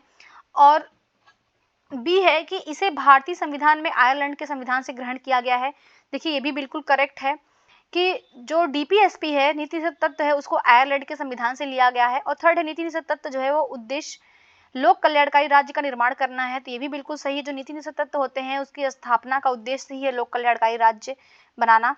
और डी है उपयुक्त में से कोई नहीं, तो इसका जो सही जवाब होगा वो डी हो जाएगा, उपयुक्त में से कोई नहीं, अर्थात कोई भी कथन जो है वो असत्य नहीं है। नेक्स्ट हम लोग देखते हैं क्वेश्चन नंबर 75। कौन सा जो है वो सही नहीं है बताना है। तो अनुच्छेद 43 बी जो है वो सहकारी समितियों की आवृत्ति की बात करता है, ये बिल्कुल सही है। जो अनुच्छेद 43 बी के तहत सहकारी समितियों की बात की गई है। और अनुच्छेद 48 ए में कहा गया है राष्ट्रीय महत्व के स्मारकों, संस्थानों और वस्तुओं का संरक्षण करना, देखिए ये गलत है, ये सही सुमेलित नहीं है। 48 ए में कहा गया है पर्यावरण के संरक्षण की बात किया गया है। जो पर्यावरण संरक्षण की बात किया गया है वो 48 ए में किया गया है। पर्यावरण संरक्षण, संवर्धन और वन तथा वन्य जीवों की रक्षा से संबंधित प्रावधान जो है 48 ए में किए गए हैं। तो इस प्रकार जो इसका सही जवाब होगा वो बी हो जाएगा, बी जो है वो गलत सुमेलित है। और अनुच्छेद 39 ए में समान न्याय और निःशुल्क विधिक सहायता की बात किया गया है। और अनुच्छेद 47 में स्वास्थ्य के लिए नुकसानदेह नशीली दवाओं, मदिरा, ड्रग्स, औषधि प्रयोजन से भिन्न उपयोग पर प्रतिबंध की बात किया गया है, तो ये भी सही सुमेलित है। नेक्स्ट हम लोग क्वेश्चन देखते हैं, क्वेश्चन नंबर 76 नंबर क्वेश्चन है समान न्याय और गरीबों को निःशुल्क कानूनी सहायता उपलब्ध कराने से संबंधित नीति निर्देशक तत्व जो है अनुच्छेद 39 ए में किस संविधान संशोधन के द्वारा जोड़ा गया है? देखिए जो अनुच्छेद 39 ए है डीपीएसपी में, ये गरीबों को निःशुल्क कानूनी सहायता उपलब्ध कराने संबंधित है और इसको जोड़ा गया है 42वें संविधान संशोधन के माध्यम से। सही जवाब इसका बी हो जाएगा, 42वां संविधान संशोधन 1976 के द्वारा। नेक्स्ट हम लोग देखते हैं क्वेश्चन, नेक्स्ट क्वेश्चन है क्वेश्चन नंबर 77। बिना सलाहकार बोर्ड की राय किसी व्यक्ति को कितने समय तक निवारक निरोध के तहत निरुद्ध किया जा सकता है? देखिए बिना सलाहकार बोर्ड की राय लिए बिना किसी भी व्यक्ति को जो हम लोग नजरबंद करके या उसको निवारक निरोध के तहत उसको निरुद्ध करते हैं वो समय है 3 माह। सही जवाब हो जाएगा बी, 3 माह। देखिए ये जो चर्चा किया गया है ये आर्टिकल 22 के तहत कहा गया है कि किसी भी व्यक्ति को गिरफ्तारी और निरोध से संरक्षण प्रदान किया गया है। पूर्व में बिना सलाहकार बोर्ड की राय किसी व्यक्ति को 3 माह तक निवारक निरोध के तहत निरुद्ध किया जा सकता था, जिसे 44वां जो संविधान संशोधन है, भी ध्यान रखिएगा, जो 44वां संविधान संशोधन है इसके द्वारा इसको घटा करके 2 माह कर दिया गया है। चलिए नेक्स्ट क्वेश्चन हम लोग देखते हैं, क्वेश्चन नंबर 78 नंबर क्वेश्चन है, सहकारी क्षेत्र में सामान्य वर्ग के आर्थिक रूप से कमजोर व्यक्तियों जो ईडब्ल्यूएस है के लिए आरक्षण की व्यवस्था किस संशोधन के अधिनियम के तहत किया गया है। देखिए अभी वर्तमान में जो इकोनॉमिक वीकर सेक्शन है इनके लिए जो 10% आरक्षण की बात किया गया है, ये कौन से संविधान संशोधन के द्वारा किया गया है, तो ये किया गया है 103वां संविधान संशोधन 2019। इसका सही जवाब सी हो जाएगा। नेक्स्ट हम लोग क्वेश्चन देखते हैं, क्वेश्चन नंबर 79, संविधान में केंद्र राज्य संबंधों का विवरण संविधान के किस भाग में दिया गया है। तो जो केंद्र राज्य संबंधों का विवरण है वो संविधान में किया गया है भाग 11 के तहत। इसका सही जवाब सी हो जाएगा, भाग 11। देखिए भाग 11 के तहत क्या है, अनुच्छेद 245 से 255 तक। देखिए इसमें क्या है, 245 से 255 तक, 255 तक जो है वो विधायी संबंध है, केंद्र राज्य के विधायी संबंध की बात किया गया है। और आर्टिकल 256 से लेकर के 263 तक प्रशासनिक संबंध की बात किया गया है। और आर्टिकल 268 से लेकर के 293 तक जो है वो वित्तीय संबंधों की बात किया गया है संविधान में, ध्यान रखिएगा। नेक्स्ट हम लोग क्वेश्चन देखते हैं, क्वेश्चन नंबर 80, किस संविधान संशोधन के तहत शिक्षा को राज्य सूची से संवर्ती सूची में शामिल किया गया है। तो जो शिक्षा को संवर्ती सूची से राज्य सूची में शामिल किया गया है वो किया गया है 42वें संविधान संशोधन के माध्यम से 1976। नेक्स्ट हम लोग क्वेश्चन देखते हैं, क्वेश्चन नंबर 81, समस्त भारत या इसके किसी भाग में कानून बनाने का अधिकार किसे दिया गया है। तो जो समस्त भारत या इसके किसी एक भाग में कानून बनाने का अधिकार है वो संसद को है। इसका सही जवाब भी हो जाएगा, संसद। नंबर 82, केंद्र और राज्यों के मध्य सामूहिक महत्व के विषयों की जांच एवं बहस के लिए अंतर्राज्यीय परिषद का गठन कौन करता है। देखिए जो इंटर स्टेट काउंसिल जिसको अंतर्राज्यीय परिषद कहते हैं, इसके जो गठन करता है वो राष्ट्रपति के द्वारा किया जाता है। सही जवाब इसका हो जाएगा राष्ट्रपति के द्वारा। और इसका जो आर्टिकल है ये भी ध्यान रखिएगा, आर्टिकल 263 के तहत इसका गठन होता है। और इसके जो अध्यक्ष होते हैं, इसके जो अध्यक्ष होते हैं वो प्रधानमंत्री होते हैं, ये भी ध्यान रखिएगा। जो इसके अध्यक्ष होते हैं वो प्रधानमंत्री होते हैं। और इसके जो सदस्य होते हैं, सदस्य जो होते हैं वो सभी राज्यों के सीएम होते हैं। चलिए नेक्स्ट क्वेश्चन हम देखते हैं, क्वेश्चन नंबर 83, केंद्र एवं राज्यों के बीच कराधान व्यवस्था का निर्धारण सिफारिश राष्ट्रपति से कौन करता है। तो जो कराधान व्यवस्था है राज्यों और केंद्र एवं राज्यों के मध्य, इसकी जो सिफारिश करता है वो वित्त आयोग करता है। इसका सही जवाब हो जाएगा बी, वित्त आयोग। वित्त आयोग की बात किया गया है आर्टिकल 280 में।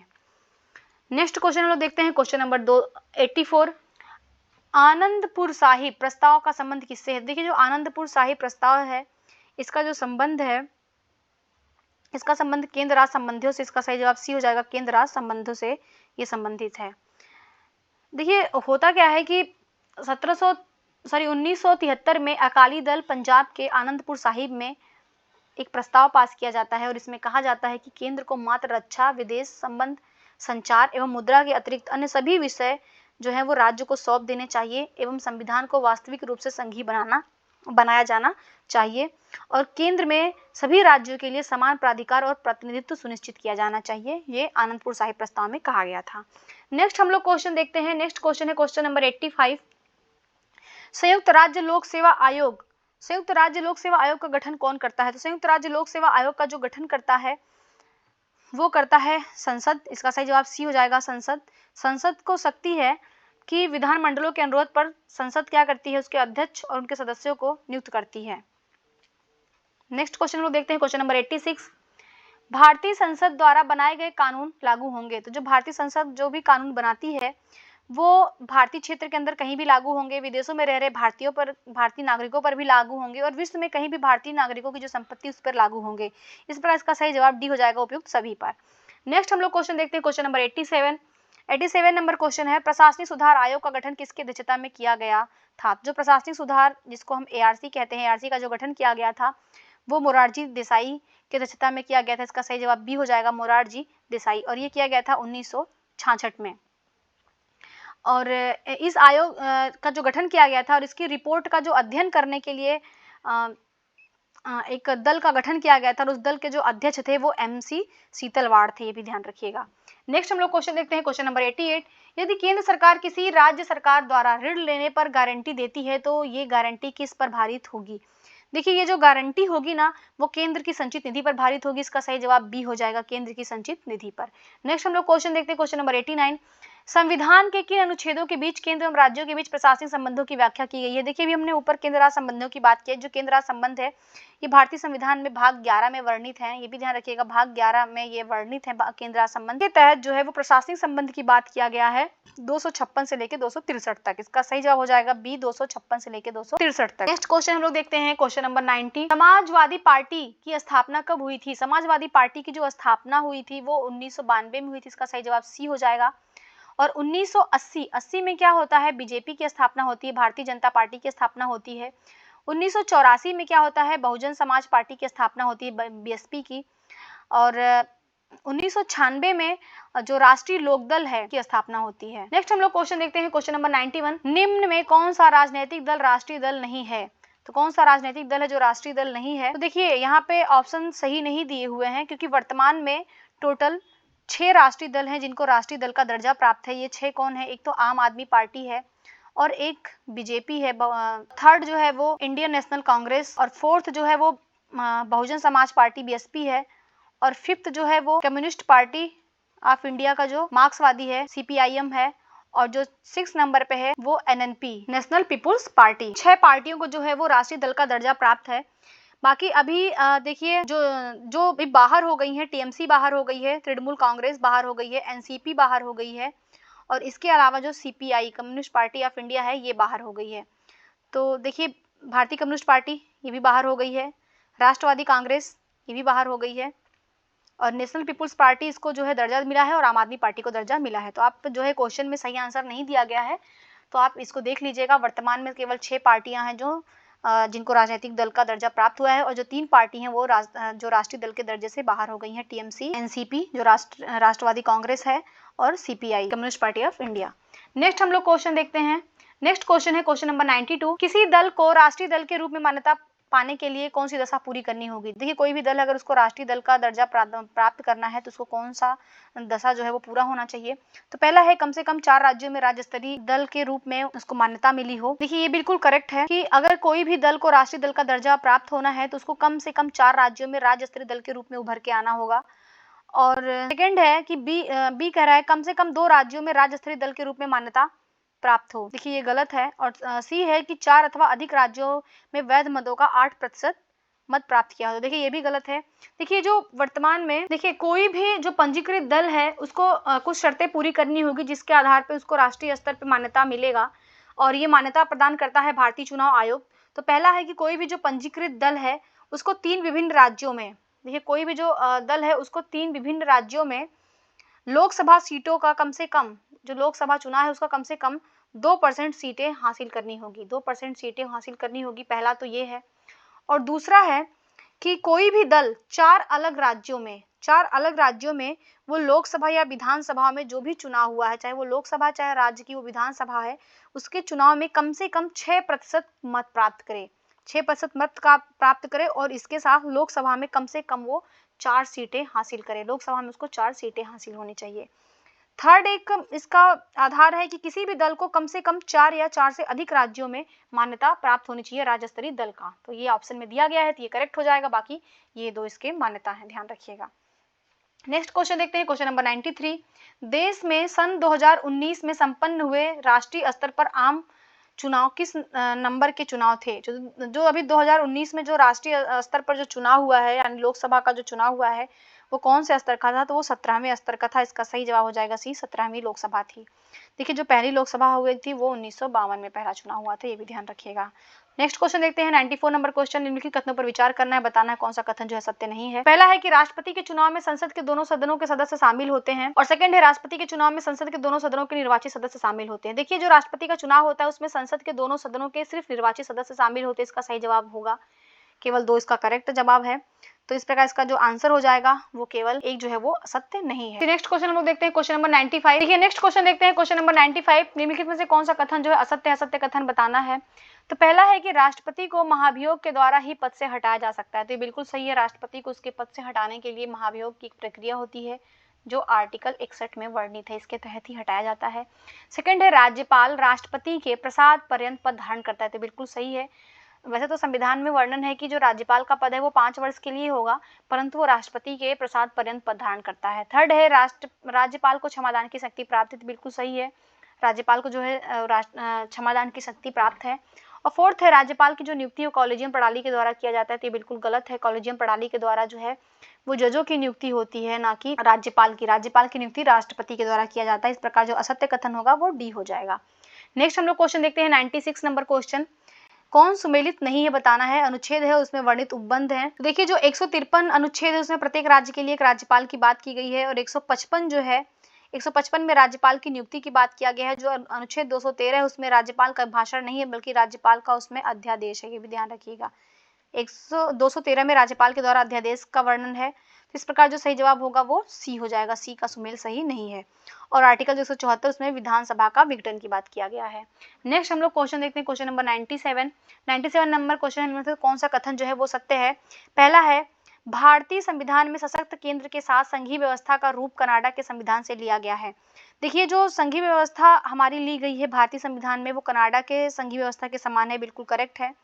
और सेकंड है कि भारत में कोई भी व्यक्ति जो है राष्ट्रपति पद के लिए पुनर्वाचित नहीं हो सकता है, बिल्कुल गलत है, ऐसा नहीं है। भारतीय संविधान में कोई भी व्यक्ति कितनी भी बार राष्ट्रपति का चुनाव लड़ सकता है। और थर्ड है राष्ट्रपति संसद के किसी भी सदन का सदस्य हो सकता है, तो ये गलत है। राष्ट्रपति जो है वो किसी भी संसद के किसी भी सदन का सदस्य नहीं होता है। अगर वो सदस्य है तो राष्ट्रपति का जो भी वो पद धारण करेगा उसके पहले ही वो अपना पूर्व जो पद है उसको रिक्त कर देगा। डी है कि राष्ट्रपति द्वारा शपथ ग्रहण करने की प्रक्रिया का उल्लेख तीसरी अनुसूची में है, तो ये बिल्कुल गलत है। जो राष्ट्रपति के द्वारा शपथ ग्रहण की बात किया गया है वो आर्टिकल 60 में किया गया है। तो इस प्रकार जो सही जवाब होगा केवल इसका जो सही जवाब होगा वो केवल ए हो जाएगा। जो भारतीय संविधान की प्रक्रिया जो हमारा भारतीय संविधान में जो सशक्त केंद्र की संघीय व्यवस्था है सशक्त केंद्र के साथ, वो कनाडा के संविधान से लिया गया है। नेक्स्ट हम लोग क्वेश्चन देखते हैं, नेक्स्ट क्वेश्चन है क्वेश्चन नंबर 98। राज्यपाल के संबंध में निम्न कथनों पर विचार करना है और बताना है कि कौन से कथन जो हैं वो सत्य हैं। तो 98 नंबर है कि पहला है कि वह मुख्यमंत्री वो राज्य मंत्रिपरिषद की नियुक्ति करता है राज्यपाल। तो देखिए बिल्कुल करेक्ट है, जो राज्यपाल होता है वो मुख्यमंत्री और मंत्रिपरिषद की नियुक्ति करता है। और सेकंड है कि वह विधानसभा के सत्र को आहूत व अवसान करता है, ये भी सही है। थर्ड है वह अध्यादेश भी जारी करने की अधिकारिता रखता है। तो देखिए तीनों ही स्टेटमेंट जो है वो सत्य है। इस प्रकार इसका जो सही जवाब होगा वो सी हो जाएगा, 1, 2 एंड 3 करेक्ट है। नेक्स्ट हम लोग देखते हैं क्वेश्चन नंबर 99। यदि किसी राज्य में विधान परिषद है तो राज्यपाल कितने सदस्यों को मनोनीत करने की अधिकारिता रखता है। देखिए जो अभी वर्तमान में 6 राज्यों में जो है विधान परिषद है, और उसमें जो राज्यपाल के द्वारा मनोनीत सदस्य होते हैं वो 1/6 सदस्यों को मनोनीत करता है। इसका सही जवाब सी हो जाएगा, 1/6 सदस्य। नेक्स्ट क्वेश्चन हम लोग देखते हैं क्वेश्चन नंबर 100। किस संविधान संशोधन द्वारा मौलिक कर्तव्यों को भारतीय संविधान में जोड़ा गया। देखिए जो मूल कर्तव्यों को संविधान में जोड़ा गया है वो जोड़ा गया है जो 42वें संविधान संशोधन के अधिनियम के आधार पर ये हुआ था 1976 में। इसका सही जवाब सी हो जाएगा, और ये स्वर्ण सिंह समिति के आधार पर जोड़ा गया था इनको। नेक्स्ट हम लोग देखते हैं 101 नंबर क्वेश्चन, कौन सुमेलित नहीं है। यहाँ पे अनुच्छेद दिए गए हैं और यहाँ पे वर्णित उपबंध दिया गया है। तो अनुच्छेद 52 में भारत के राष्ट्रपति की बात की गई है, बिल्कुल सही है। अनुच्छेद 53 में संघीय कार्यपालिका शक्ति की बात किया गया है, ये भी सही है। और अनुच्छेद जो 54 है वो राष्ट्रपति की पदावधि से संबंधित नहीं है, बल्कि अनुच्छेद जो 54 है वो राष्ट्रपति के निर्वाचन से संबंधित है। यहाँ पे निर्वाचन का उपबंध किया गया है, ये भी ध्यान रखिएगा। यहाँ पे जो है निर्वाचन का उपबंध किया गया है। और अनुच्छेद जो 55 है वो राष्ट्रपति के निर्वाचन की प्रक्रिया की बात करता है, कि राष्ट्रपति का जो निर्वाचन होगा उसकी प्रक्रिया की बात की गई है। इस प्रकार जो सुमेलित नहीं है वो सी इसका जो है वो सही सुमेलित नहीं है। नेक्स्ट हम लोग क्वेश्चन देखते हैं, क्वेश्चन नंबर 102। भारत से राष्ट्रपति के निर्वाचन में सम्मिलित होते हैं, तो राष्ट्रपति के निर्वाचन में कौन सम्मिलित होता है ये बताना है। देखिए जो राष्ट्रपति का निर्वाचन होता है उसमें संसद के दोनों सदनों के निर्वाचित सदस्य शामिल होते हैं। उनके साथ ही राज्यों की जो विधानसभाएं हैं उनके निर्वाचित सदस्य शामिल होती हैं। और जिन राज्यों में जो है जिन केंद्र शासित प्रदेशों में विधानसभाएं हैं, जैसे दिल्ली, पौंडीचेरी और जम्मू कश्मीर, वहां के भी जो निर्वाचित सदस्य होते हैं वो राष्ट्रपति के चुनाव में भाग लेते हैं। इस प्रकार जो सही जवाब होगा वो सी हो जाएगा। दिल्ली, पौंडीचेरी और जम्मू कश्मीर संघ राज्य क्षेत्र की विधानसभाओं के जो निर्वाचित सदस्य होते हैं वो राष्ट्रपति के निर्वाचन में भाग लेते हैं। नेक्स्ट हम लोग देखते हैं 103 नंबर क्वेश्चन, राष्ट्रपति से संबंधित निम्न कथनों पर विचार करना है। और इसके बाद से आपको जो है इसका बताना है कि कौन सा कथन जो है वो सत्य है। तो चलिए देखते हैं स्टेटमेंट। तो पहला है कि संघ की कार्यपालिका शक्ति राष्ट्रपति में निहित होगी। तो देखिए बिल्कुल सही है, जो राष्ट्रपति की कार्यपालिका शक्ति है वो राष्ट्रपति में निहित होगी। और ये कहा गया है कि अनुच्छेद 52 में कहा जाता है कि भारत के लिए एक राष्ट्रपति होगा। और जो अनुच्छेद 53 में कहा जाता है कि उसकी जो कार्यपालिका शक्ति होगी वो राष्ट्रपति में निहित होगी। नेक्स्ट है सेकंड स्टेटमेंट कि राष्ट्रपति अपनी कार्यपालिका शक्ति का प्रयोग संविधान अनुसार स्वयं या अधीनस्थ अधिकारियों के द्वारा करेगा। ये बिल्कुल सही बात है। और थर्ड है भारत का राष्ट्रपति तीनों सेनाओं का अध्यक्ष होगा। ये भी सही है। तो ये तीनों स्टेटमेंट जो है वो करेक्ट हैं। इस प्रकार जो इसका सही आंसर हो जाएगा वो डी हो जाएगा। उपयुक्त सभी जो है वो करेक्ट हैं। 104 नंबर क्वेश्चन देखते हैं। कौन सा कथन जो है मौलिक कर्तव्य से संबंधित नहीं है? तो पहला है माता पिता अथवा अभिभावक को 8 से 14 वर्ष तक के बच्चों के लिए शिक्षा का अवसर प्रदान करेंगे। देखिए ये सही सुमेलित नहीं है, क्योंकि यहाँ पे 8 से 14 वर्ष की बात नहीं की गई है, बल्कि 6 से 14 वर्ष के बच्चों के लिए बोला गया है। इस प्रकार जो इसका सही जवाब होगा वो ए हो जाएगा। बाकी को भी देख लेते हैं। भारत की संप्रभुता, एकता और अखंडता की रक्षा करें, ये हमारे मौलिक कर्तव्य में है। और नेक्स्ट है संविधान का पालन करें, उसके आदर्शों संस्थाओं, राष्ट्रध्वज व राष्ट्रगान का आदर करें, बिल्कुल सही है। और नेक्स्ट है देश की रक्षा करें और आह्वान किए जाने पर राष्ट्र की सेवा करें। तो ये भी जो है वो मौलिक कर्तव्य है। नेक्स्ट हम लोग क्वेश्चन देखते हैं, क्वेश्चन नंबर 105। कोई भी व्यक्ति राष्ट्रपति के निर्वाचित होने के लिए तभी अर्ह होगा जब उसमें कौन सा बताना है असत्य है। देखिए यहाँ पे राष्ट्रपति के निर्वाचन के लिए पूछ रहा है कि कौन सी योग्यता होनी चाहिए। तो 105 नंबर में है कि वो भारत का नागरिक होना चाहिए।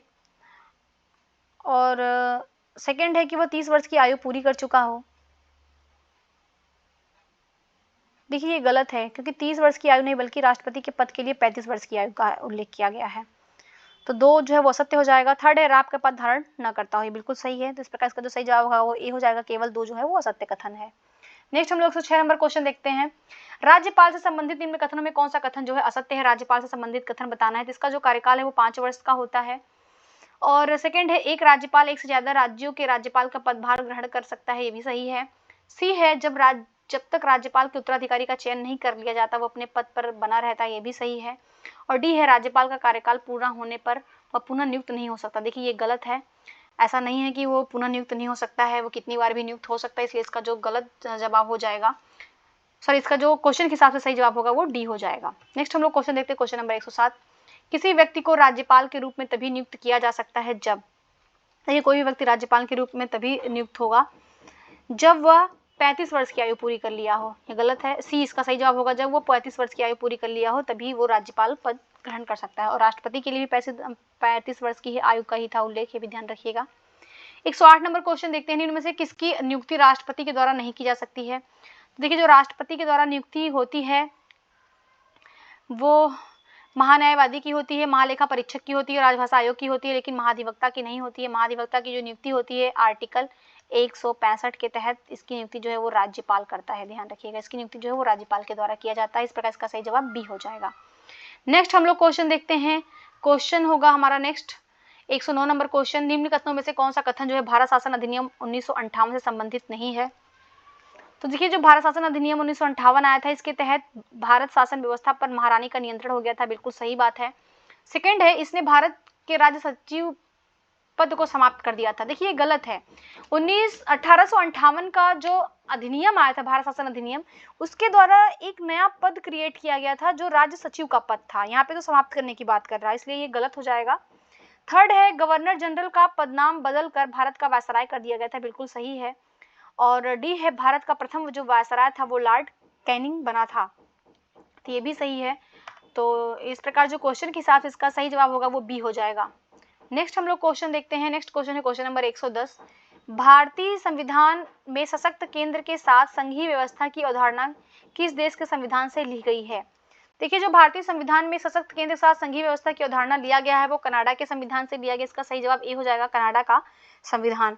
देखिए जो कनाडा के संविधान से लिया गया है, एक तो सशक्त केंद्र के साथ संघीय व्यवस्था लिया गया है, सेकंड जो अवशिष्ट शक्तियों का केंद्र में निहित होना लिया गया है, और थर्ड केंद्र राज्य के राज्यपालों की जो नियुक्ति होती है वो भी कनाडा से लिया गया है, और उच्चतम न्यायालय का जो परामर्शी न्याय निर्णय है वो भी कनाडा के संविधान से लिया गया है। फिर नेक्स्ट क्वेश्चन हम लोग देखते हैं, क्वेश्चन नंबर 111। 1 नवंबर 1949 को संविधान को अंगीकार करते समय संविधान के कितने अनुच्छेद प्रभावी हो गए थे? देखिए, जो संविधान को 1 नवंबर 1949 को अंगीकार किया गया था, उस समय जो 16 अनुच्छेद थे वो तुरंत लागू हो गए थे। इसका सही जवाब डी हो जाएगा, 16 अनुच्छेद। और वैसे तो संविधान को जो लागू किया गया था वो 26 जनवरी 1950 को, ये ध्यान रखिएगा। नेक्स्ट हम लोग क्वेश्चन देखते हैं, क्वेश्चन नंबर 112। भारत शासन अधिनियम 1935 के प्रावधानों के संदर्भ में बताना है कौन से कथन जो है वो सत्य हैं। तो पहला है कि इसमें केंद्र में द्वैध शासन व्यवस्था समाप्त कर दी गई थी। देखिए, गलत है, केंद्र में जो है द्वैध शासन व्यवस्था लागू की गई थी 1935 के संविधान संशोधन 1935 के प्रावधान से। सेकंड है कि इसने प्रांतों में द्वैध शासन प्रणाली का आरंभ किया था। देखिए, इसने प्रांतों में जो है वो द्वैध शासन प्रणाली को समाप्त किया था और द्वैध शासन प्रणाली केंद्र में स्थापित की गई थी, तो ये भी गलत हो जाएगा। थर्ड है, इसके द्वारा 11 राज्यों में द्विसदनी व्यवस्था प्रारंभ की गई थी। देखिए, इसके द्वारा जो है वो 11 राज्यों में नहीं बल्कि 6 राज्यों में, ये ध्यान रखिएगा, केवल 6 राज्यों में जो है वो द्विसदनी व्यवस्था आरंभ की गई थी। इस प्रकार ये तीनों ही स्टेटमेंट जो है वो गलत हैं, तो इसका जो सही जवाब हो जाएगा उपयुक्त में से कोई नहीं, क्योंकि तीनों स्टेटमेंट जो है वो गलत हैं। नेक्स्ट हम लोग क्वेश्चन देखते हैं, क्वेश्चन नंबर 113। निम्नलिखित में से कौन संविधान सभा की प्रारूप समिति का सदस्य नहीं था? देखिए, जो संविधान सभा की प्रारूप समिति थी, प्रारूप समिति में टोटल 7 सदस्य थे, ये भी ध्यान रखिएगा। प्रारूप समिति में टोटल जो है वो 7 सदस्य थे। एक अध्यक्ष थे जो BR अम्बेडकर इसके अध्यक्ष थे, और इसके अलावा 6 सदस्य थे। तो वो 6 सदस्य कौन थे? N गोपाल स्वामी अयंगर थे, अल्लादी कृष्णा स्वामी अय्यर थे, KM मुंशी थे, और इसके अलावा जो थे वो मोहम्मद सादुल्ला थे। नेक्स्ट थे BL मित्र थे, और नेक्स्ट जो है वो DP खेतान थे। जवाहरलाल नेहरू इसका सदस्य नहीं थे। इस प्रकार इसका जो सही जवाब होगा वो बी हो जाएगा। नेक्स्ट हम लोग क्वेश्चन देखते हैं। नेक्स्ट क्वेश्चन है क्वेश्चन नंबर 114। निम्नलिखित में से कौन से प्रावधान 1833 के चार्टर अधिनियम से किए गए थे? देखिए, जो 1833 का जो चार्टर अधिनियम था उसके द्वारा ईस्ट इंडिया कंपनी के व्यापारिक कार्यों को बंद करके उसके विशुद्ध प्रशासनिक निकाय बना दिया गया था, ये बिल्कुल सही है। और जो सिविल सेवकों की भर्ती एवं चयन हेतु खुली प्रतियोगिता का आरंभ किया गया था वो 1833 के चार्टर एक्ट से नहीं हुआ था, ये ध्यान रखिएगा। वो किया गया था 1853 के चार्टर एक्ट से, ये ध्यान रखिएगा। 1853 का जो चार्टर एक्ट था, इसके द्वारा जो है सिविल सेवकों की भर्ती एवं खुली जो चयन प्रक्रिया प्रतियोगिता थी वो आरंभ किया गया था। नेक्स्ट है, कंपनी के राजनीतिक एवं वाणिज्यिक कार्यों को समाप्त कर दिया गया था, तो ये भी गलत है। जो कंपनी के वाणिज्यिक और राजनीतिक कार्यों को समाप्त किया गया था वो 1784 के जो पिट्स इंडिया एक्ट था इसके द्वारा समाप्त किया गया था। इस प्रकार जो सही जवाब हो जाएगा, केवल एक करेक्ट होने की वजह से इसका सही जवाब हो जाएगा, केवल एक सही है। नेक्स्ट हम लोग क्वेश्चन देखते हैं 115 नंबर क्वेश्चन। संविधान सभा की गठित समितियों में समिति एवं उनके अध्यक्ष में कौन सुमेलित नहीं है? तो यहाँ पे समितियां दी गई हैं और उनके अध्यक्ष दिए गए हैं। तो प्रांतीय संविधान समिति जो है इसके जो अध्यक्ष है वो JB कृपलानी नहीं है, बल्कि इसके जो अध्यक्ष थे प्रांतीय के वो थे सरदार पटेल, ये ध्यान रखिएगा, सरदार पटेल। तो ये पहला ही सुमेलित नहीं है। और नेक्स्ट जो प्रारूप समिति उसके अध्यक्ष भीमराव अम्बेडकर थे, संचालन समिति के डॉक्टर राजेंद्र प्रसाद थे, सर्वोच्च न्यायालय की जो तदर्थ समिति थी उसके S वरदाचारी थे। इसके अलावा जो संघ शक्ति समिति थी उसके जवाहरलाल नेहरू थे, और जो संघीय संविधान समिति थी उसके भी जवाहरलाल नेहरू सदस्य थे, और जो राष्ट्रीय ध्वज संबंधी तदर्थ समिति थी उसके जो अध्यक्ष थे वो डॉक्टर राजेंद्र प्रसाद थे। चलिए नेक्स्ट क्वेश्चन देखते हैं हम लोग, क्वेश्चन नंबर 116। 116 नंबर क्वेश्चन, लिखित में से यह किसका कथन था? उद्देशिका आधारशिला है तो संविधान उस पर खड़ी अट्टालिका। ये जो स्टेटमेंट है सुभाष कश्यप का, सही जवाब डी हो जाएगा, सुभाष कश्यप। देखिए, जो न्यायमूर्ति हिदायतुल्लाह है, इनका जो स्टेटमेंट, इन्होंने संविधान उद्देशिका को इन्होंने संविधान की मूल आत्मा कहा है, ये ध्यान रखिएगा, इन्होंने संविधान की उद्देशिका को मूल आत्मा कहा है। और भीमराव अंबेडकर ने जो आर्टिकल 32 है उसको मूल आत्मा कहा है। और KM मुंशी हैं, KM मुंशी ने उद्देशिका को जो है वो राजनीतिक जन्म पत्री कहा है। नेक्स्ट हम लोग देखते हैं 117 नंबर क्वेश्चन। निम्नलिखित में से किस अधिवेशन के प्रावधानों को हितैषी निरंकुशतावाद का नाम दिया जाता है? देखिए, जो हितैषी निरंकुशतावाद का नाम दिया जाता है वो भारत परिषद अधिनियम 1909 को दिया जाता है। इसका सही जवाब ए हो जाएगा। ये जो अधिनियम है इसके द्वारा भारत में सांप्रदायिकता का जन्म होता है। इसमें क्या किया जाता है, मुस्लिमों के लिए जो है वो सीटें आरक्षित कर दिया जाता है। नेक्स्ट हम लोग क्वेश्चन देखते हैं 118 नंबर क्वेश्चन। निम्नलिखित में से किस अधिनियम के द्वारा भारत में दास प्रथा को जो है वो उसकी जो दास प्रथा है उसको विरुद्ध घोषित किया गया था, यानी दास प्रथा को समाप्त किया गया था। तो ये किया गया था चार्टर 1833 के द्वारा। इसका सही जवाब सी हो जाएगा, चार्टर एक्ट 1833। और देखिए जो दास प्रथा को समाप्त किया था उस समय जो गवर्नर जनरल था वो लॉर्ड एलन बरो था, और एलन बरो ने उसको 1843 में समाप्त किया था, ये भी ध्यान रखिएगा। नेक्स्ट हम लोग देखते हैं 119 नंबर क्वेश्चन। भी कथनों पर विचार करके बताना है सही कथन। पहला है संविधान की प्रस्तावना विधायिका की शक्ति का स्रोत है एवं उसकी शक्तियों पर प्रतिबंध लगा सकती है। देखिए ये गलत है, ऐसा नहीं है कि जो हमारी जो संविधान की जो प्रस्तावना है वो विधायिका की शक्तियों का स्रोत है, उस पर प्रतिबंध लगाती है। और सेकंड है संविधान की प्रस्तावना न्यायोचित है एवं इसकी व्यवस्थाओं को न्यायालय में चुनौती दी जा सकती है। देखिए ये भी गलत है, दोनों स्टेटमेंट गलत है। जो संविधान की प्रस्तावना है वो न्यायोचित नहीं है, उसको न्यायालय में चुनौती नहीं दिया जा सकता। इस प्रकार इसका जो सही जवाब होगा वो डी हो जाएगा, ना तो एक सही है ना ही दो। नेक्स्ट क्वेश्चन हम लोग देखते हैं, क्वेश्चन नंबर 120। भारतीय संविधान की कौन सी विशेषता संसदीय संप्रभुता के सिद्धांत के विपरीत है? तो जो संसदीय संप्रभुता के सिद्धांत के विपरीत है वो है संवैधानिक सर्वोच्चता का सिद्धांत, बिल्कुल सही है। शक्तियों के पृथक्करण का सिद्धांत, और थर्ड है न्यायिक समीक्षा का सिद्धांत। देखिए ये तीनों ही सही है, तो इसका सही जवाब डी हो जाएगा। ये तीनों ही कारणों की वजह से जो हमारी संसदीय व्यवस्था है वो संप्रभु नहीं है, बल्कि हमारे यहाँ क्या है, इंडिया में, भारत में जो हमारे यहाँ मतलब भारत में संविधान सर्वोच्च है, जबकि ब्रिटेन में जो है वो संसद सर्वोच्च है। ये ध्यान रखिएगा, ये डिफरेंस है। भारत में संविधान सर्वोच्च है और ब्रिटेन में संसद सर्वोच्च है। नेक्स्ट हम लोग क्वेश्चन देखते हैं, क्वेश्चन नंबर 21। निम्नलिखित में से कौन सा प्रावधान भारतीय संविधान की एकात्मक जो विशेषता है उसके विरुद्ध है? देखिए जो एकात्मक विशेषता के विरुद्ध है वो स्वतंत्र न्यायपालिका का प्रावधान है। इसका सही जवाब डी हो जाएगा। जो स्वतंत्र न्यायपालिका है वो भारतीय संविधान को एकात्मकता की तरफ नहीं ले जाता है, जबकि आपातकाल का प्रावधान और केंद्र सरकार के एजेंट के रूप में राज्यपाल की नियुक्ति और अखिल भारतीय सेवाएं, ये तीनों ही जो है वो संघ को दिखाती हैं कि संघ के एकात्मक शक्ति को दिखाती हैं। नेक्स्ट हम लोग देखते हैं क्वेश्चन नंबर 122 नंबर क्वेश्चन है, भारतीय संविधान की कौन सी विशेषता संयुक्त राज्य अमेरिका के संविधान से नहीं ली गई है? देखिए जो समवर्ती सूची का प्रावधान है, समवर्ती सूची का जो प्रावधान है ये हमने ऑस्ट्रेलिया के संविधान से लिया है। ध्यान रखिएगा, ये ऑस्ट्रेलिया के संविधान से लिया गया है, ना कि ये संयुक्त राज्य अमेरिका के। और अवशिष्ट शक्तियों का जो केंद्र में निहित होना है ये हमने कनाडा के संविधान से लिया है, अभी हमने देखा ऊपर इसको। और विधि द्वारा जो स्थापित प्रक्रिया ये हमने जापान के संविधान से लिया है। तो ये तीनों ही जो है वो अमेरिका के संविधान से नहीं लिया गया, इस प्रकार इसका सही जवाब डी हो जाएगा। 1, 2, 3 तीनों ही जो है वो अमेरिकी संविधान से नहीं लिया गया है। नेक्स्ट देखते हैं 123 नंबर क्वेश्चन। 123 नंबर क्वेश्चन है, भारतीय संविधान की प्रस्तावना के संबंध में कौन से कथन जो है वो गलत है? पहला है प्रस्तावना में कोई भी संशोधन केवल अनुच्छेद 368 के अधीन ही हो सकता है, बिल्कुल सही है। और सेकंड है प्रस्तावना को अब तक केवल एक बार ही संशोधित किया गया है। देखिए दोनों ही स्टेटमेंट जो है सही है, इस प्रकार इसका सही जवाब डी हो जाएगा, ना तो एक ना ही दो, क्योंकि दोनों ही सही हैं। देखिए प्रस्तावना में अब तक केवल एक बार संशोधन किया गया है, और ये संशोधन जो किया गया था 42वां संविधान संशोधन 1976 के द्वारा किया गया था।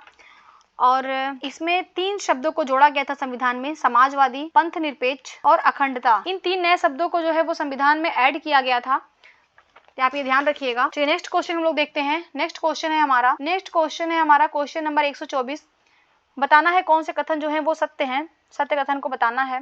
तो पहला है कि इसकी स्थापना, विधान परिषद के बारे में पूछ रहा है, तो इसकी स्थापना या उन्मूलन का अधिकार अनुच्छेद 169 के तहत संसद को है। ये बिल्कुल सही है, संसद को ही अनुच्छेद 169 के तहत ये शक्ति दी गई है कि वो किसी भी राज्य में विधान परिषद की स्थापना और उसको उन्मूलन कर सकती है। नेक्स्ट हम लोग देखते हैं नेक्स्ट स्टेटमेंट है, विधान परिषद के सदस्यों की कुल संख्या राज्य की विधानसभा की कुल संख्या के 2/3 से अधिक नहीं होगी। देखिए ये गलत स्टेटमेंट है, यहाँ पे 2/3 नहीं बल्कि कहा गया है 1/3 से अधिक नहीं होगी और मिनिमम 40 सदस्य होने चाहिए। तो ये गलत हो जाएगा सेकंड नंबर। थर्ड है, इसके 1/2 सदस्यों का जो चुनाव है वो कम से कम 3 वर्ष पूर्व स्नातक कर चुके व्यक्तियों द्वारा किया जाता है। देखिए बिल्कुल सही स्टेटमेंट है। इस प्रकार जो सही जवाब हो जाएगा वो 1 और 3 इसका करेक्ट होगा, सही जवाब इसका सी हो जाएगा। देखिए थोड़ा विधान परिषद के बारे में देख लेते हैं। देखिए जो विधान परिषद की स्थापना अनुच्छेद 169 के तहत किया गया है और वो संसद को शक्ति दिया गया है करने के लिए। इसमें जो है 1/3 सदस्य जो होते हैं, 1/3 सदस्यों का जो चुनाव होता है वो विधान सभा के द्वारा किया जाता है। और जो 1/3 सदस्यों का चुनाव होता है वो स्थानीय जो स्वशासन जो लोकल बॉडीज होती हैं उनके द्वारा किया जाता है। और 1/12 सदस्यों का चुनाव होता है वो जो स्नातक होते हैं उनके द्वारा किया जाता है।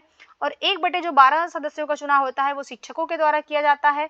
और 1/6 सदस्यों का जो चुनाव होता है या जिनको मनोनयन किया जाता है वो राज्यपाल के द्वारा किया जाता है। चलिए नेक्स्ट क्वेश्चन हम लोग देखते हैं, क्वेश्चन नंबर 125। 125 नंबर क्वेश्चन है, निम्नलिखित में से कौन से प्रस्ताव सिर्फ लोकसभा में ही प्रस्तुत किए जा सकते हैं। तो देखिए जो लोकसभा में प्रस्ताव प्रस्तुत किया जा सकता है वो अविश्वास प्रस्ताव और निंदा प्रस्ताव, ये दो ही प्रस्ताव हैं जो सिर्फ लोकसभा में प्रस्तुत किया जा सकता है। इस प्रकार इसका जो सही जवाब होगा वो ए हो जाएगा, 1 और 2 जो है वो करेक्ट है। नेक्स्ट हम लोग क्वेश्चन देखते हैं, क्वेश्चन नंबर 126। संविधान के किस अनुच्छेद के अनुसार राष्ट्रपति को परामर्श देने के लिए एक मंत्री परिषद होगी। तो जो राष्ट्रपति को परामर्श देने के लिए एक मंत्री परिषद की व्यवस्था की गई है वो अनुच्छेद 74 के तहत किया गया। इसका सही जवाब डी हो जाएगा, अनुच्छेद 74।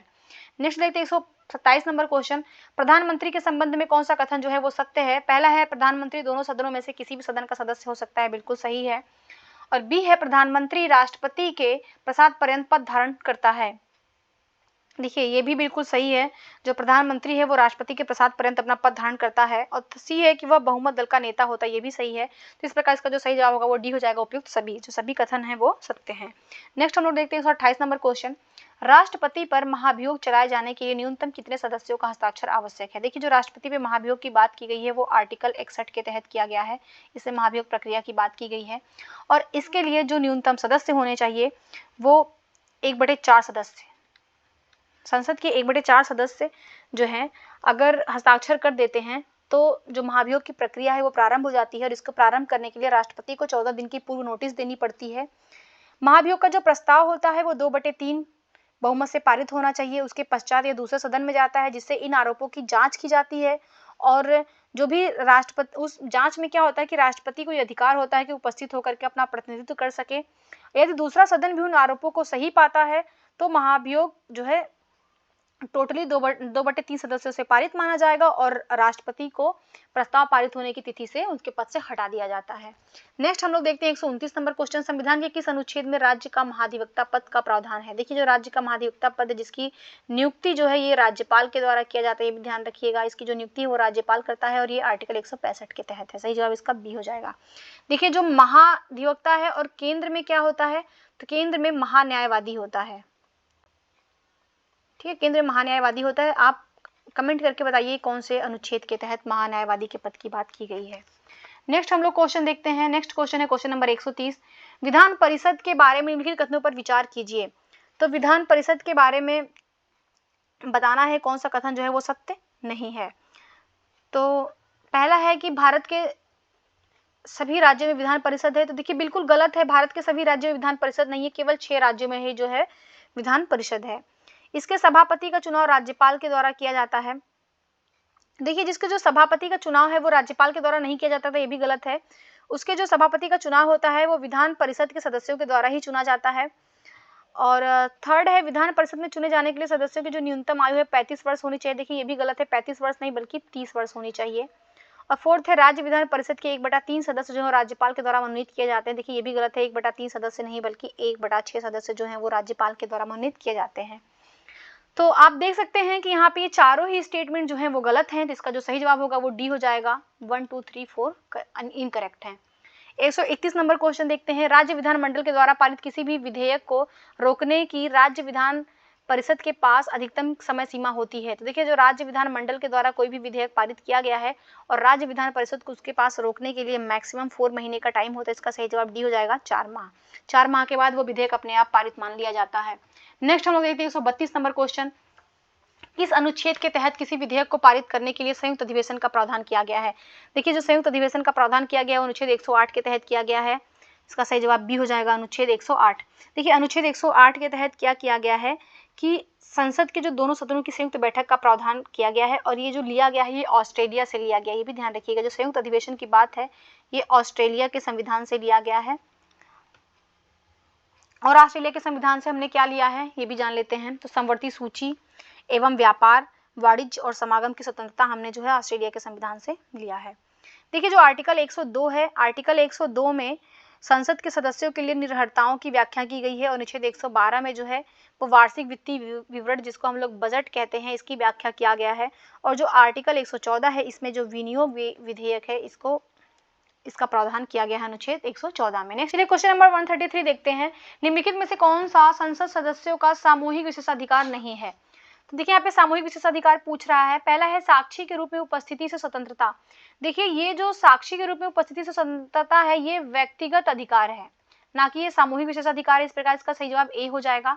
और बी है इसका संसद के आंतरिक विषयों का संचालन करना, ये इसका सामूहिक विशेषाधिकार है। चर्चा एवं प्रक्रिया में भी स्वतंत्रता और अपरिचितों को सदन से बाहर रखने का विशेषाधिकार, ये सभी जो है वो सामूहिक विशेषाधिकार हैं।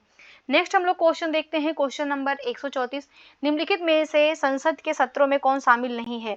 तो संसद के सत्र में कौन शामिल नहीं है। बजट सत्र होता है, मानसून सत्र होता है, शीतकालीन सत्र होता है, लेकिन ग्रीष्मकालीन नाम का कोई सत्र नहीं होता, इसलिए इसका सही जवाब बी हो जाएगा। नेक्स्ट हम लोग देखते हैं क्वेश्चन नंबर 135, निम्नलिखित में से कौन सा कथन जो है वो सत्य नहीं है।